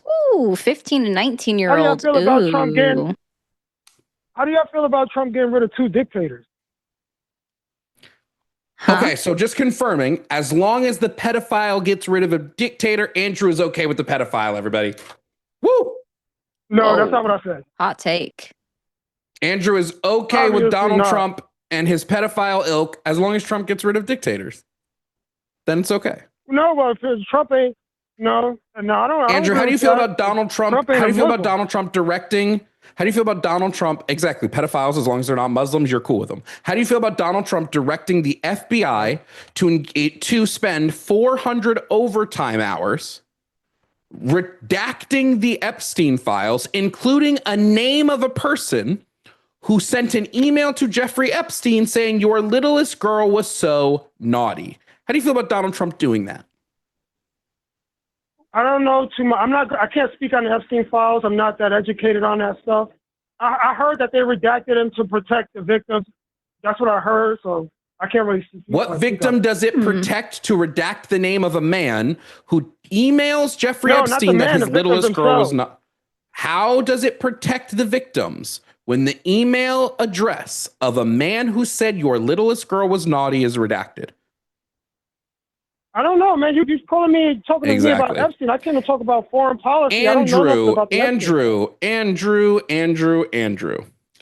How does it feel knowing that Donald Trump's policies of expansions of data centers for AI have led to an almost 400% increase in internet child porn? Yep, CSAM. You're talking to me about stuff that I'm not educated about. I'm just talking about. Interesting. I'm curious about this one, Andrew. How does it feel to vote alongside people that actually encourage the release of CSAM from the Epstein files in order to show that Donald Trump did something? I don't know. How does it feel to get Chinese influence No. West? Oh, you just don't know? You just don't know? Oh, that's sad. You don't feel any kind of shame for voting alongside people that encourage the release of child sexual abuse material? That would kind of be a deal breaker for me to know that those kind of people vote alongside me. Maybe I'm not on the right party if I'm voting like that. Okay, you heard it here first, everybody. Andrew from New Jersey. Andrew from New Jersey does not find saying you would fuck a 10-year-old. He doesn't think that's the line to draw in the sand. He does not think grabbing women by the pussies is the line in the sand. He does not think that walking in on a Miss Teen USA pageant is the line in the sand. He doesn't think inviting convicted rapists to the White House is a line in the sand. He doesn't think that redacting the names of predators from the Epstein files, but releasing, I think it was 40 victims' faces and home addresses is a line in the goddamn sand. Andrew from New Jersey doesn't think that any of this is a line in the sand because, Andrew, if Donald Trump were to run for president again tomorrow, would you vote for him? Well, if he had all that stuff going for him, then no, obviously not. But Okay, you hold on. did eat shit. Hold on. Oh no, did you drop him yet? No, go ahead if you want one more Andrew. thing. Okay, let's just say this was a potentiality. We could vote tomorrow, right? Donald J. Trump versus Jasmine Crockett. Who would you vote for? An educated black woman, an adjudicated sexual assaulter. Oh man, you gonna make me pick a woman? Oh man. Eat shit. Eat it. Shovel it in your fucking face, you fucking piece of garbage. Fuck you, Andrew. Don't call the show again. You would still rather vote for an adjudicated sexual assaulter. That's odd. The fuck out of here, Andrew. You're gonna make me choose between them. Dog watering bowls have less fucking bacteria than your fucking mouth, Andrew. Anyway, what call looks good next, Ari? Let's see. I don't want to talk to a leftist that is just upset that you don't like Christianity. Cry, boohoo, cry me a river. So maybe we can save that for later. We'll get to it. We can get to it. I would love to tell a Christian why Christianity is stupid and it's dumb to worship it, but we can do it later. Yeah. Matt seems interesting. Cool. I want to bring up Matt. Let's do Matt. Is that the same Jay? Little troll sus. Hold on. Never mind. I just saw that. Huh? I just saw the end note there. Let's still take it. Let's just see what happens. Okay, He'll be on thin ice. Matt from Pennsylvania. What is PA? Yeah, it's Matt from Pennsylvania. Is there any other P state? Obviously, it's Pennsylvania. No. Matt from I'm an idiot. Matt from Pennsylvania wants to call and is here to tell us why the Iran, Jesus, mother Christ, is here to tell us why the war is justified in saying that they have nuclear weapons, even though none have been found. Matt from Pennsylvania, tell us why you're wrong. How are you doing, guys? We're chilling. Doing good. How are you? Good. So I think that unfortunately the war with Iran is necessary. Are you going to quote Marco Rubio and say that it was necessary because the United States knew that Israel was going to bomb Iran, so we had to join in with Israel bombing Iran because if we didn't, they were going to attack United States bases anyway, so might as well just, get ahead of it and all that. No. Oh, that's good. So wait, Matt, hold real quick. How old are you? 28. 28? Fantastic. Keep going. So my reasoning for believing that the war with Iran is unfortunately necessary is that I think Iran is fundamentally different than other powers that currently possess nuclear weapons. And I Iran doesn't have nuclear weapons. I just want to make sure we're pretty clear about that. No U.S. reporting, no watchdog group reporting, no international reporting from any international courts has found that Iran has nuclear weapons. Just FYI. Yeah, I didn't say they had nuclear weapons. I said they're fundamentally different from other states that currently possess nuclear weapons. So I think it's very clear that Iran wants a nuclear weapon. Would you agree with that? No. Okay, so let me make an argument that they clearly do want nuclear weapons. So the JCPOA arrangement that was between the United States, Russia, China, the European Union, and was affirmed by the United Nations, was using a regulator called the IAEA. I just read the document a couple of days ago. So what happened is that we were in that agreement I believe it was in 2015, and then in 2018, Trump withdrew from the agreement. Yep, with unilaterally. the JCPOA. Mhm. Yes, he withdrew from the JCPOA agreement in 2018. Now, Yeah, after May 8th, the 2018 to be exact. yeah, thank you for the exact date. I didn't know the exact date, but I knew it was in 2018. So Yeah. he withdrew from the arrangement in 2018. Now, initially after the withdrawal, Iran actually still adhered to the agreement, kind of interestingly, for a period of time. They did. But in around late 2019, from some articles that I read, they began to increase their enrichment of uranium. Yes, from 3.67% to 6.5. Oh my. Hey, real quick, I just have a question, Matt. Is Donald Trump a liar or is he stupid? I don't like Donald Trump. So my argument isn't about. But is he a liar or is he stupid? I would say, thankfully, he's stupid.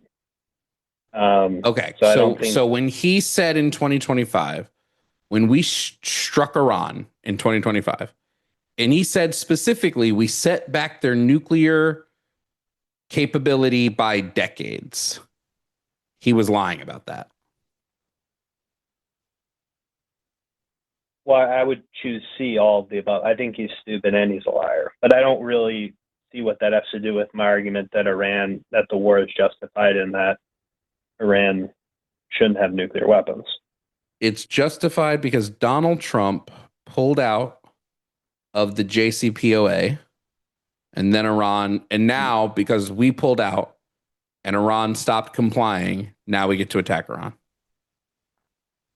Interesting. Well, let me lay out my argument. So I was just giving a little faster. Timeline of the. Okay, I apologize. So we withdrew from the JCPOA in 2018. 2 years later, they began to increase their enrichment, but I don't know where you got the 6.5%. I read they got up to 60%.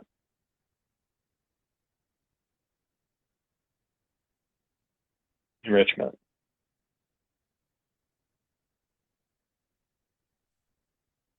Hello? I don't know where Ari got this stat.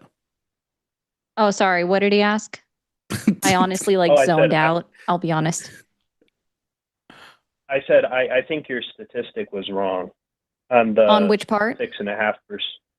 On the 6.5% enrichment after 2 years, I thought they got up to 60%. No, it took them until 2020 to get up to 60%. They never enriched past that for 6 years. For the last 6 years, they have not enriched past 60%. But no, by the end of 2019, they were at 6.5%, and then they enriched it all the way up to 60% within a year's time, which shows that they had the capacity to reach 90% at any point in time in the last 6 years, and yet they did not. And again, this entire time, even though Donald Trump and the United States withdrew from the JCPOA in 2018, again, May 8th, the IAEA monitoring devices were still in the 3 nuclear facilities that Donald Trump bombed in June. So they were monitoring the enrichment levels the entire time. Yeah, of course, because we withdrew from the arrangement doesn't mean the other parties weren't involved, like Russia and China. But the point I'm making is that going from an enrichment rate of 3.67%, I think is what I read in the document, to 60% in 2 years post us leaving the agreement. There's no reason to go to 60% enrichment unless you're pursuing a nuclear weapon. Why haven't they gotten to 90% in 6 years then? Well, for medical and for civilian use. No. Why haven't they? Sorry, that's not an answer to my question.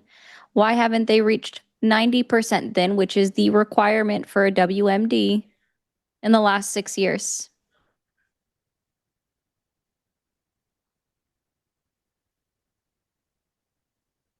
I think that they were. Well, I think Israel has done multiple interventions against their nuclear program. They've interrupted their enrichment. Nope, not since June of 2025. So by that de facto, we can take out 2026 and we can just say 5 years. Why did they not hit 90% enrichment in 5 years, even though they've shown that they're able to jump forward large percentages in less than a year? So in terms of the Iranian nuclear enrichment, what I've seen is that even 60% enrichment is close to weapons grade, even though 90% needs to be 90%. Needed to get to. Yeah, it has to be 90% for it to be combustible. That's why there was no secondary explosion registered after we dropped the B-2 bombs on the 3 nuclear facilities, if there was any 60% uranium enriched into those facilities. Yeah, so in terms of the why they didn't immediately go from 60 to 90%, I don't think wouldn't be immediate, it would be the last 5 years. Yeah, I don't think that the ability to go from 60 to 90, I think as you increase I'm not a nuclear physicist, but I think as you increase the level of enrichment, I'm guessing that the technical capability to do that is more complicated. Like, I'm assuming going from 5% to 10% is a lot easier than going from 60 to 90. In theory. Right. So, would you think that's a fair point? Yeah, no. I would not, because according to places like the IAEA, it would actually only take a few days to weeks, because it actually requires less effort to go from 60 to 90% than it took to go from the 6.5 to 60%. It is a much faster and easier process after you've crossed that large hurdle of 50%. It could take as few as 7 days, which is why Bibi Netanyahu has been telling the United States government since 1993 that Iran is just simply 2 weeks away from having WMDs. Well, it could also be, I'm not trying to put myself in the minds of the Iranians, but if their nuclear development was being measured by the IAEA, even during this process, if they began to enrich beyond 60%, they would have feared an immediate military retaliation from Israel or from the United States. The IAEA only released quarterly reports, which means that if they had it, they waited until they released their one report. Let's just say July 15th, they released their quarterly report, right? Their quarter 2 report on July 15th. After that hits, then they have literally 1 week to hit 90% enrichment, and they could bomb whoever the fuck they wanted before the next report would even come close to coming out on October 15th.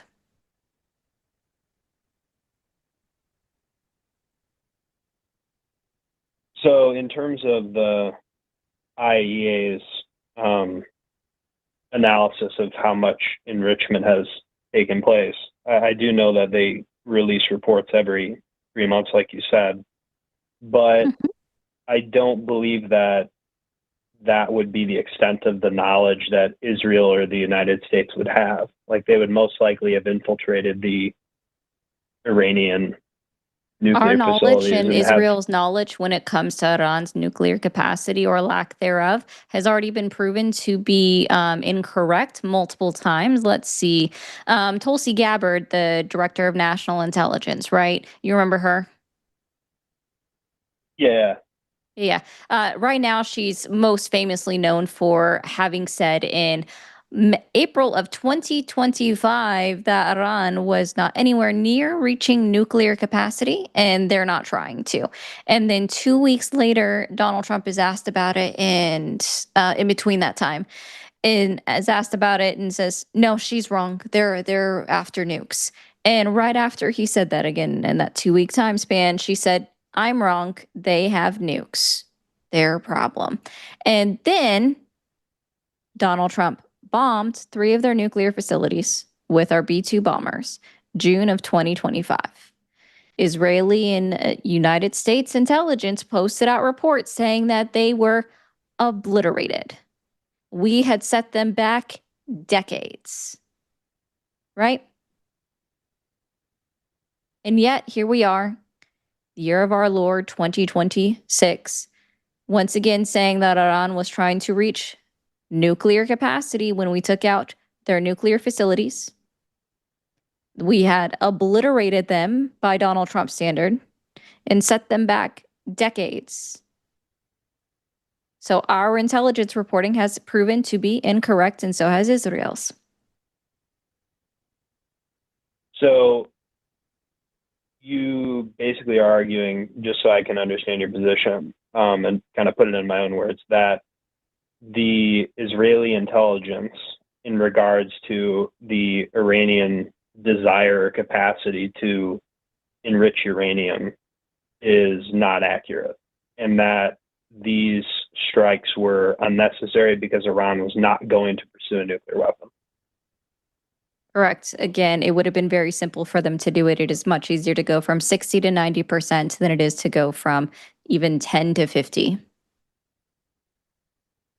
I would challenge the assumption that Israel would not have deep awareness of how much enriched uranium that Iran has.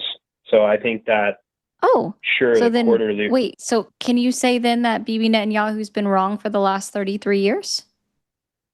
Because he's been telling the United States government literally in front of Congress, our Congress, that Iran is 2 weeks away from reaching WMDs. And I thought Israeli intelligence was supposed to be so good. Yeah. So which one is it? Are they advantages, I guess. Yeah. Yeah. So I think Netanyahu is trying to get a regime change in Iran. So using that projection that Iran is very close to nuclear weapons or has a desire to get nuclear weapons is a way. So they're lying to us then. Got it.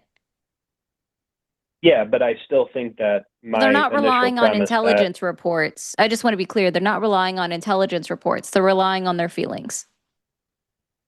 I would disagree with that.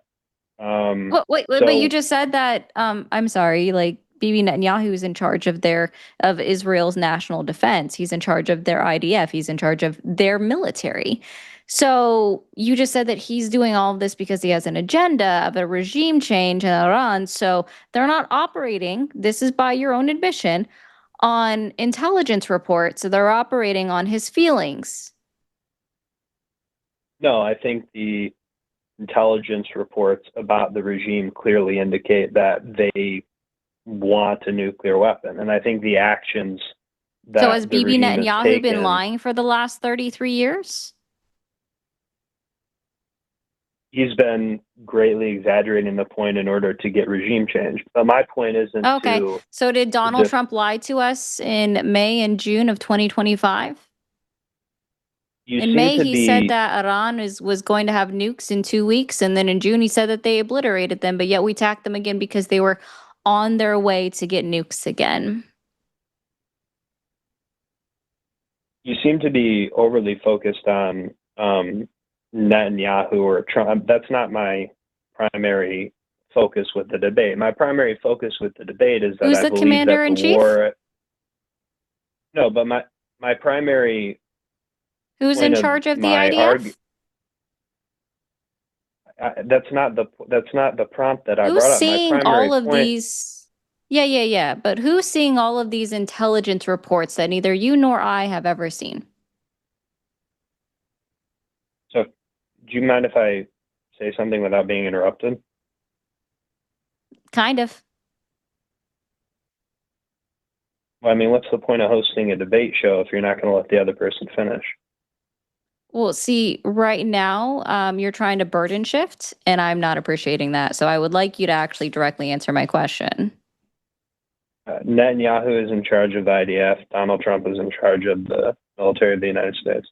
Correct. And both of them have access to these intelligence reports that neither you nor I have access to. Correct? Most likely. Yeah, for sure. Awesome. And yet both have been wrong multiple times. What's your point?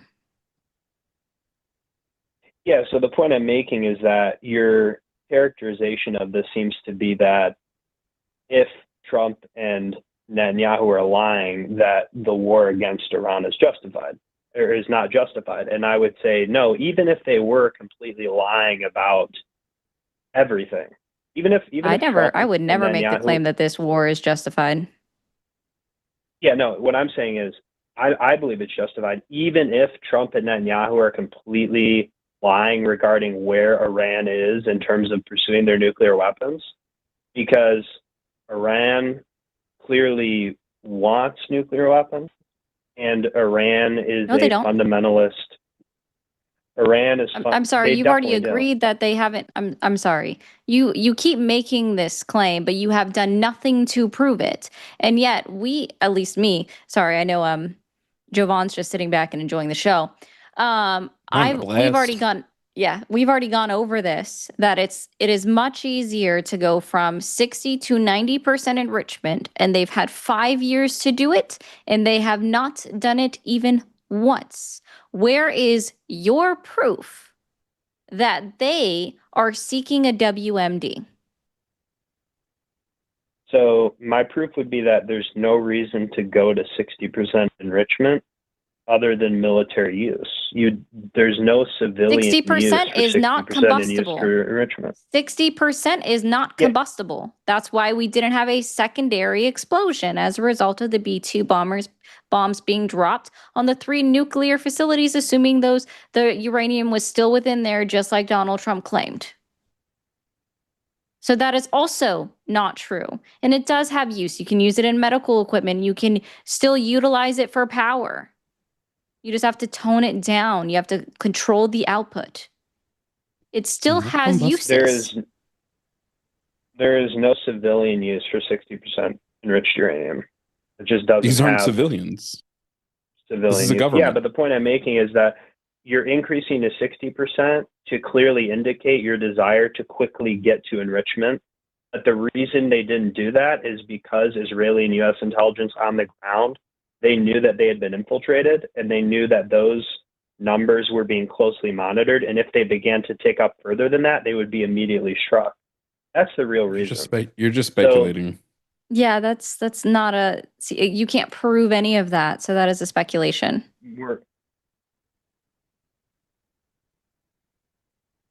Why would you enrich to, it's not really though, why would you enrich to 60% uranium, which is beyond the necessity for civilian use? Ari's already given you multiple uses for 60%. No, I did the research. There's no military, there's no non-civilian use beyond 20%. Fact. Ari's already given you. You can still utilize it for medical equipment. You can still utilize it for power. Not to 60%, only up to 20% for medical, and it's like 4%. Oh, so it automatically invalidates its usage once it's gone over 20% then. And who are you citing for your study? So I think that the IAEA actually released a report. So let me see.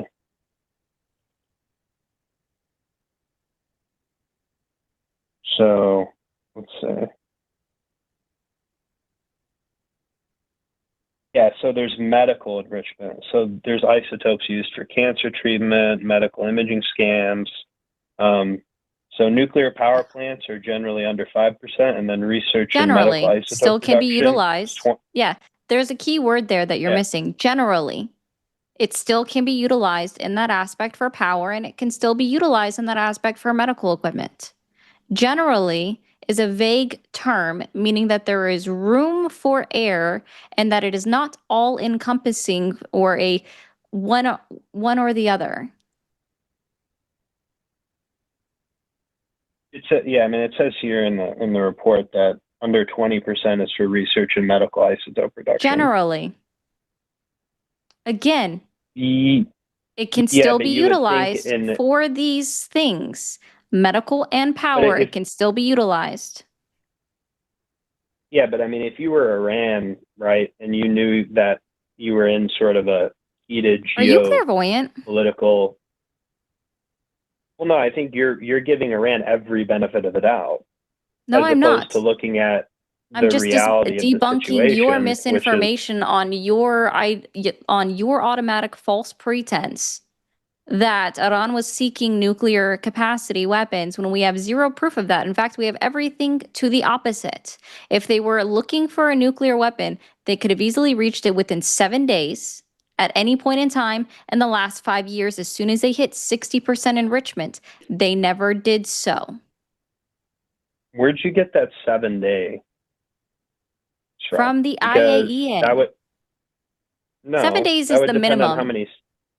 7 days is the minimum. It's about 7 to 10 days on average. You know, that falls within that 2-week number that everybody loves, which is why Bibi Netanyahu kept saying for the last 33 years, 2 weeks. Well, you just made that up, with all respect, because the truth is, I just made what up? You can that it would take them 7 days to go from 60 to 90%. So you don't believe the ANU College of Science and Medicine, which is also quoting the IAEA report. How about the CSIS, the Center for Strategic, you don't believe them when they said it.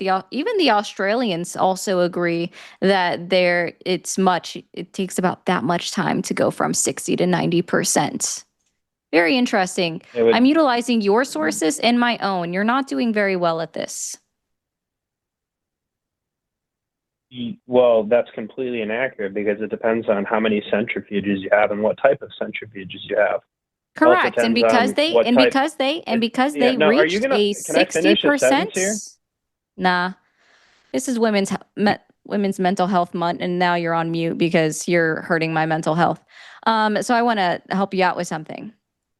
You keep saying nah, bro. Nuh-uh to everything that I say. You haven't found anything that actually proves your point. In fact, just quite the opposite. It took them very short amount of time to go from less than 10% to up to 60%, which is the hardest level to crest, according to the IAEA themselves, the watchdog group that's been monitoring them since 2015. Even the IAEA themselves says that it takes about 7 to 10 days minimum to hit that nuclear enrichment, and since they are capable of a WMD. And since they haven't done it in 5 years, and the IAEA only releases quarterly reports, they could achieve that and then bombed whoever the hell they wanted with a WMD at any point in time, and they chose not to. You have not done anything to prove your point. Now, when I take you off mute, I'm going to ask you a completely different question, but still related to the war in Iran.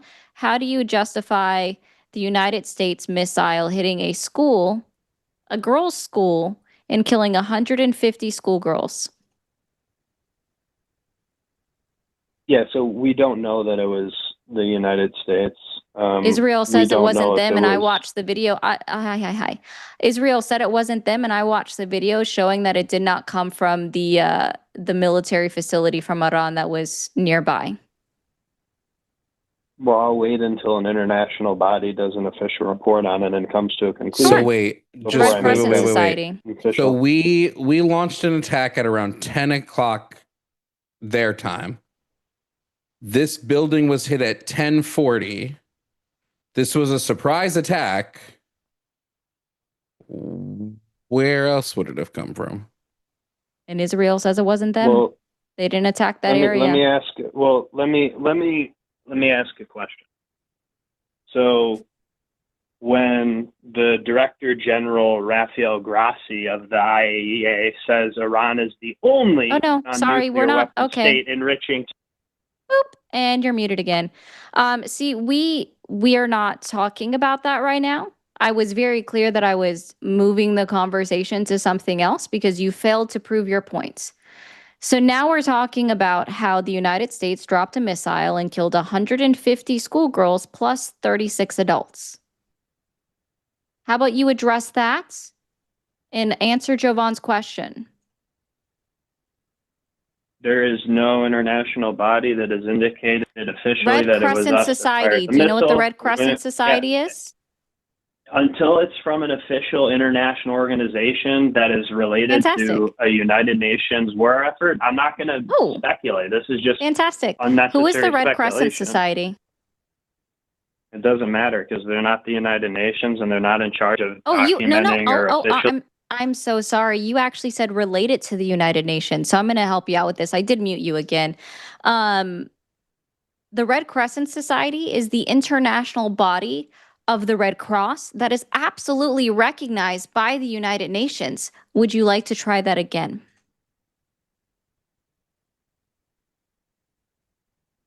So Director General Rafael Grassi said that Iran is the... I'm so sorry. You're still diverting away from the question that I asked you. It must be so hard to deal with the casualties of wars. I'm sure that you would love to say right now, but that would make you seem callous and like you actually didn't care about the fact that the United States more than likely killed 150 schoolgirls in Iran plus 36 adults. Must be so great to be lacking in humanity in this way.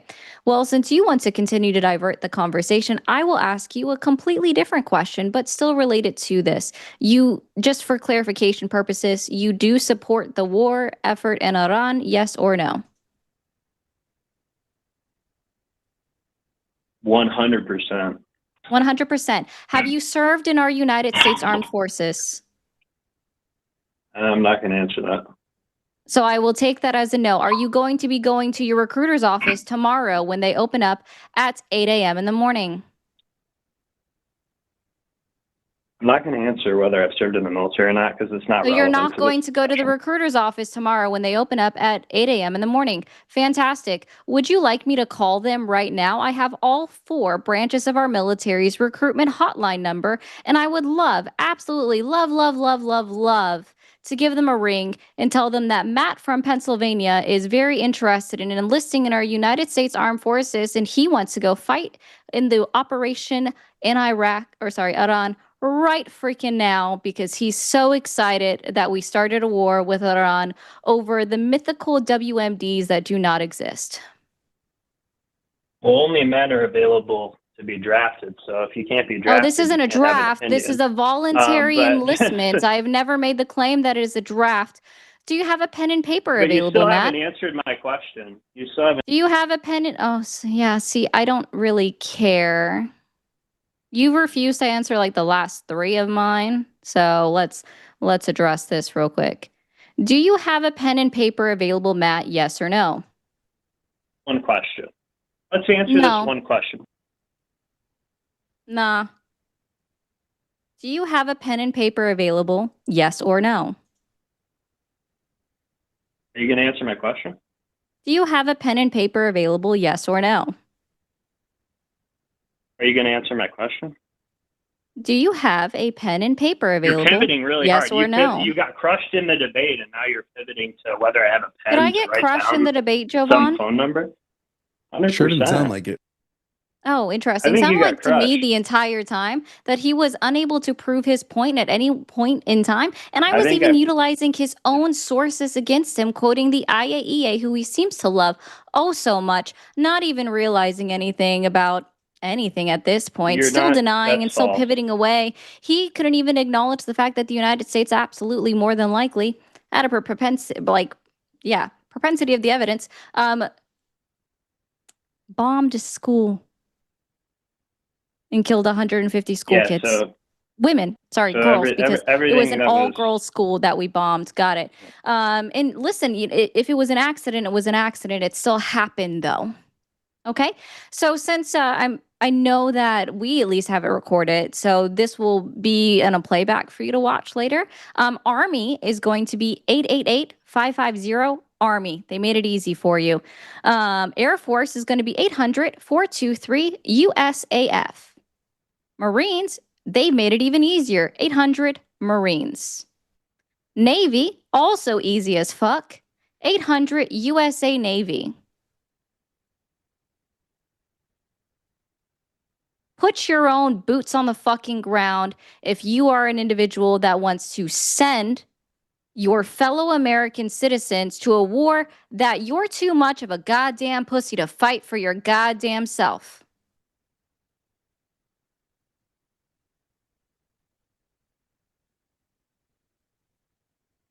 So are you going to go to the recruiter's office tomorrow at 8 a.m.?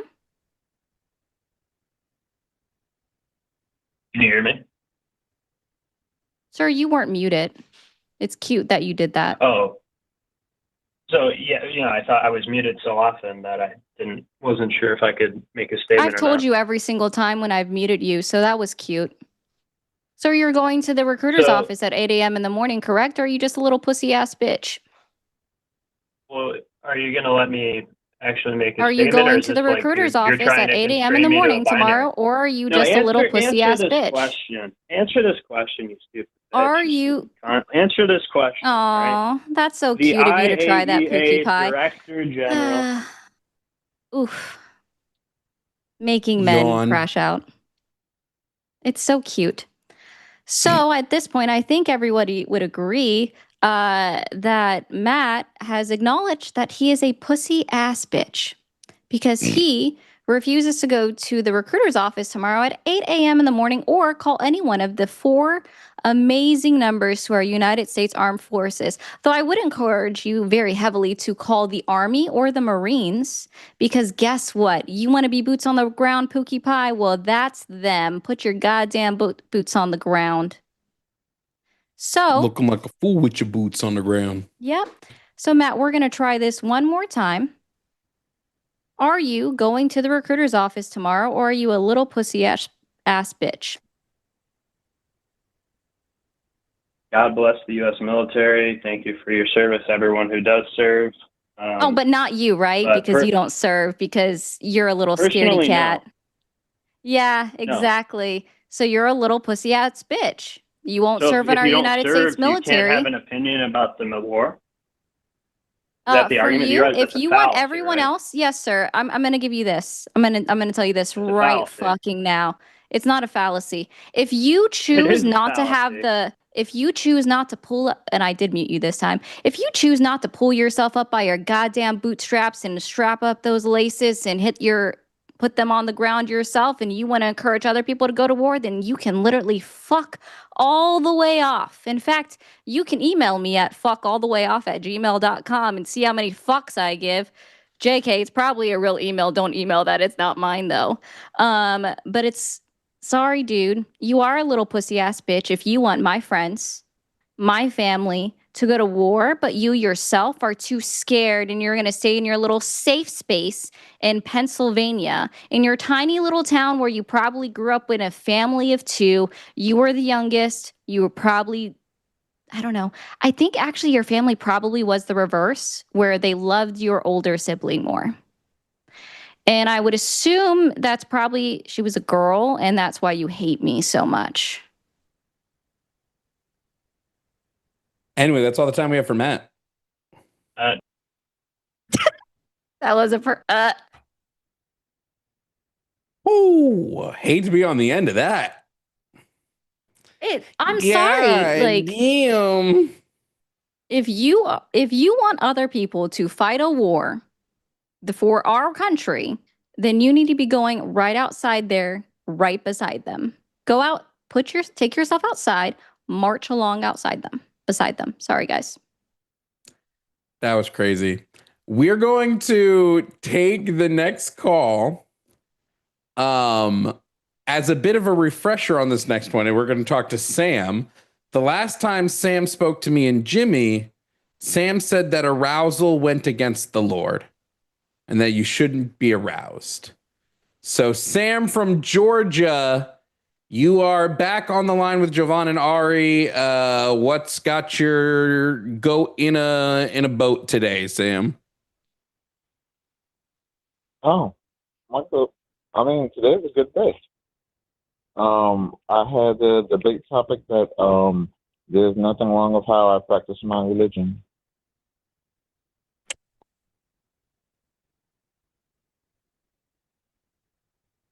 You sure about that? I came here to like argue about with you and see if you had anything to convince me otherwise. I think it's wrong to practice something that's fake.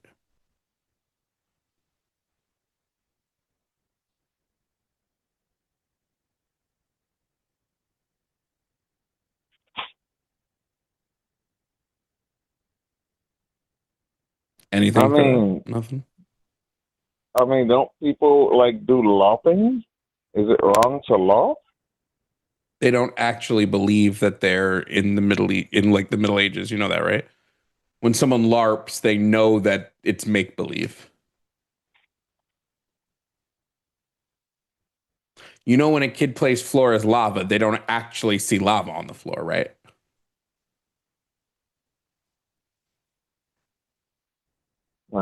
Maybe I'm just confused by your anger that you're taking this from. I don't have any anger. I mean, if you sense anger, that's angle. What's confusing? Yeah. I think that it is harmful when we allow people to mass practice a false religion. Okay, but I think with the way how I practice it, like there wouldn't be any negative outcomes. Where the number one thing where something that was mentioned is if I'm going to like vote certain ways, but the practice that we actually have in America, like we don't like really vote on policies. Like there was no one to vote for to not go to war with Palestine, and instead we just had two different people. And like, yeah, of course I wasn't going to vote for Trump. So. Like in that way, like my religion. Do you believe that Jesus was Messiah?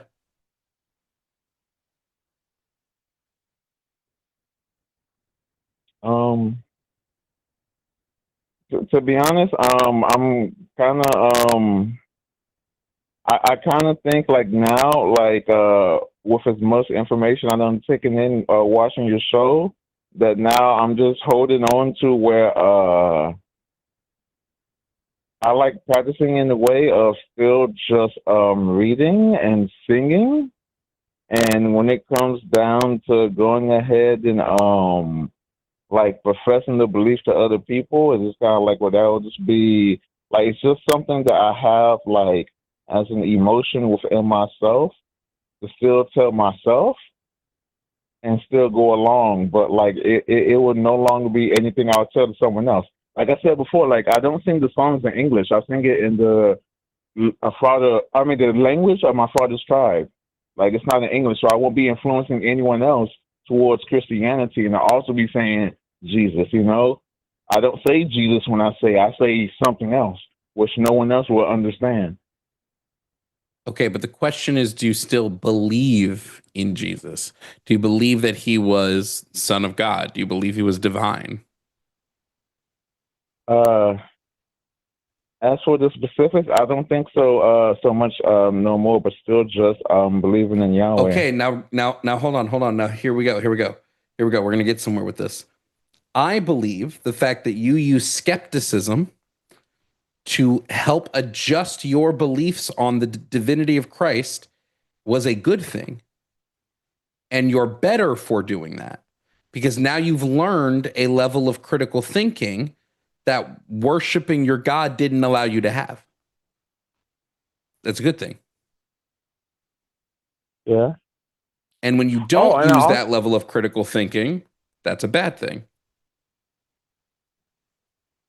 Oh yeah, I also want to say like I have started to go ahead and watch other channels where they start talking about negative habits that you have in Christianity, like something like thinking that to endure pain is a virtue. So it's just kind of like I'm also going ahead and like looking into that and like, but for me to still have the emotions of still like, you know, believing that, But you see, know, Yahweh Sam, out there. you asked, but wait, Sam, just really quickly. You asked it, you said there was nothing wrong with the way you practice your religion, but we're finding there were things wrong with the way you practice your religion. You were glorifying pain and suffering. you were not using your brain to the maximum efficiency that it can be used by like ignoring critical thinking skills and skepticism. So these would have been, if you go, well, there's nothing wrong with me practicing the way I practice. Yes, those things were. And now you're deconstructing from that. And the more you allow your brain to deconstruct in whatever way it might be, right? The more you allow that deconstruction, the better those outcomes will be.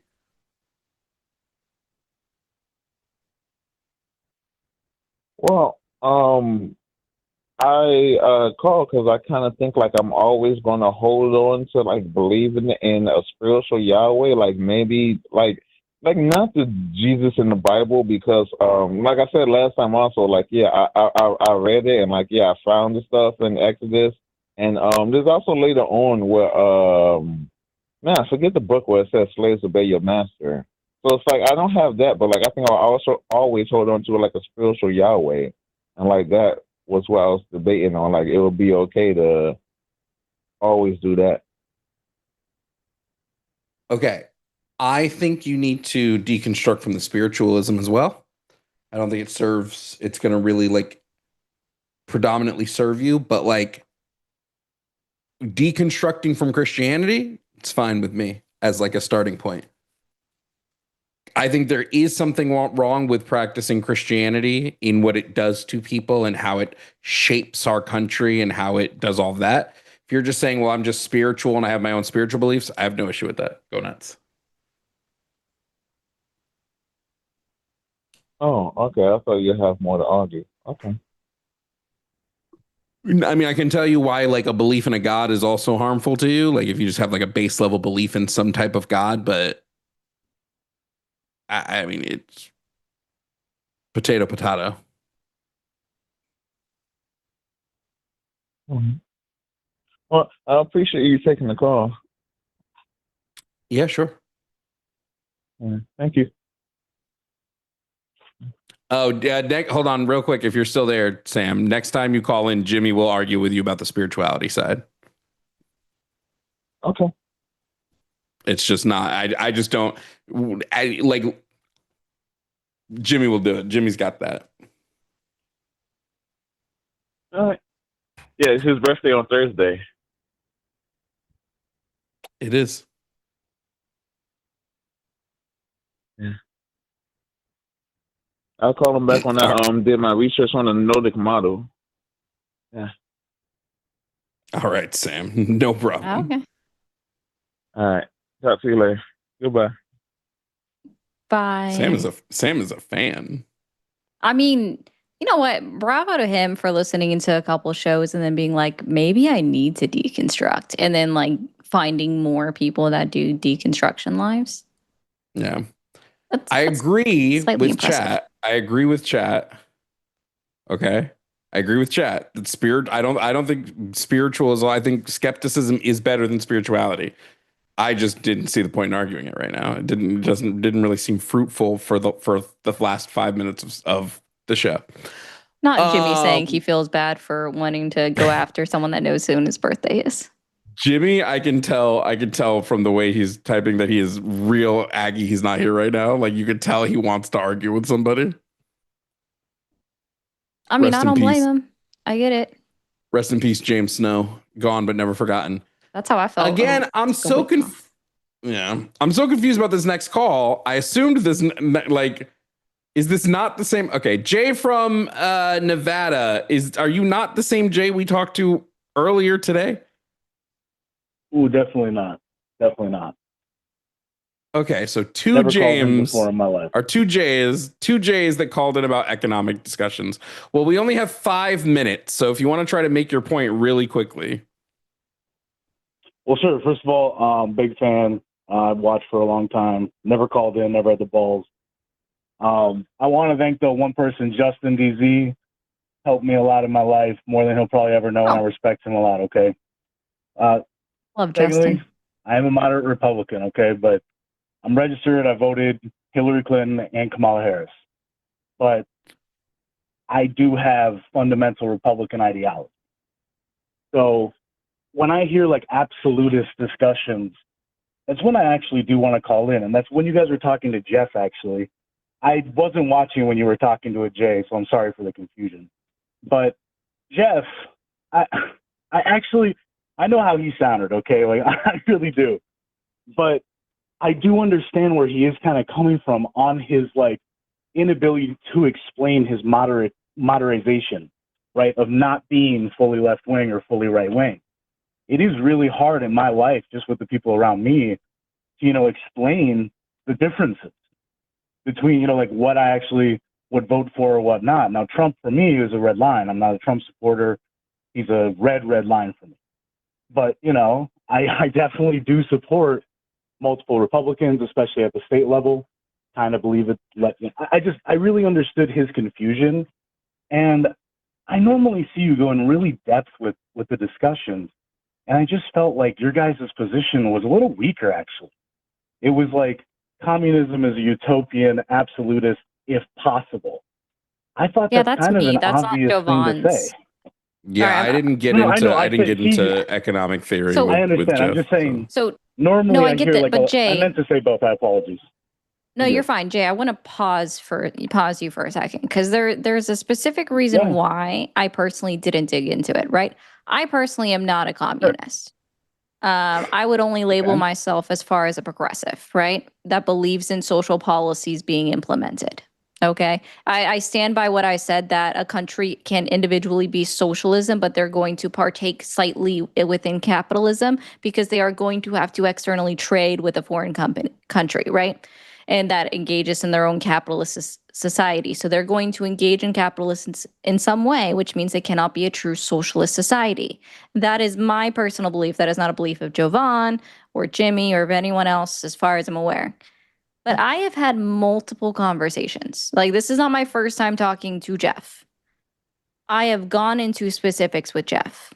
I have given him sources. Other people have given him sources. Other individuals that are communists have given him sources. And he went and looked up for it by himself, didn't come back with any sources of his own. So I didn't want to continue to dig into something with Jeff that I have previously dug into. I also want to throw this out there, and this is not an insult on Jeff. This isn't an insult on Jeff in any way, shape, or form. Jeff didn't know who Robin Hood was. There was no way I could have a concrete economic discussion with Jeff that wasn't just base level. Like, it could only be surface level.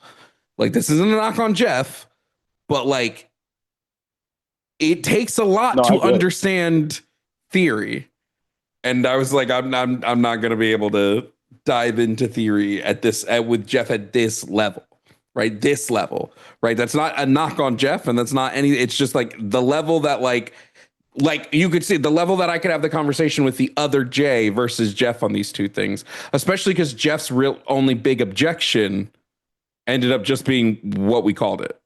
Yeah, and also real quick, just a clarification for the chat.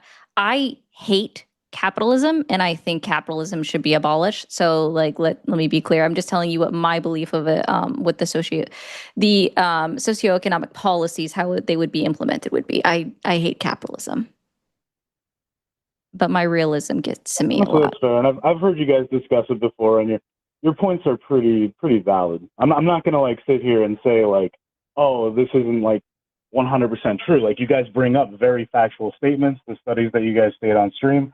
I researched myself, and they're definitely true. However, there is a different aspect that, like, I just don't hear really discussed, and that's like who actually votes for what. Like, yeah, we always kind of say the Republicans vote this way, but for me, like when I was going through college and I was actually learning international relations and public policy, you saw like some welfare cuts are from mostly liberals, and like I never Republicans started food stamps. I've seen really, really interesting positions, but like the voting aspect really confuses me because I actually wanted to talk about like who votes for what. And so I hear you guys say these things and I agree. And I'm like, that is leftist. Okay, that's great. But then if I vote for this person and they didn't vote for what I actually supported, how would that make sense? The United States, we're running out of time. We really got to wrap up. So the last thing I'm going to say is the United States has no leftist candidates. No major leftist candidates. There are no leftists in the Democratic Party. The closest you're going to get is Mamdani, who's a Dem sock. There are no leftists. They're not in the political party. So when I vote in the United States, I'm not voting in any leftists, and I just kind of recognize that and understand that. Yeah, that's why Okay. I only say that I can go as disagree, far but- as progressivism for looking for policies that will truly progress our society and eventually, hopefully, lead to the destruction of capitalism. But yeah, we don't have a left-leaning. But Jeff, we do have to go. Oh, we have a hard out, so we do got to go. So if you want to call back earlier on a different stream, then we can get into it. I'm sorry that we had to go so quickly, but feel free to call back another time. Okay. Totally good. I appreciate it. Have a great day. Okay. Bye. All right, you too. Guys, that was our show. We got to go. Something song. Thank you for the super chats. Thank you for MAGA all sucks. the MAGA sucks. Melt ice. Bada bing, bada boom.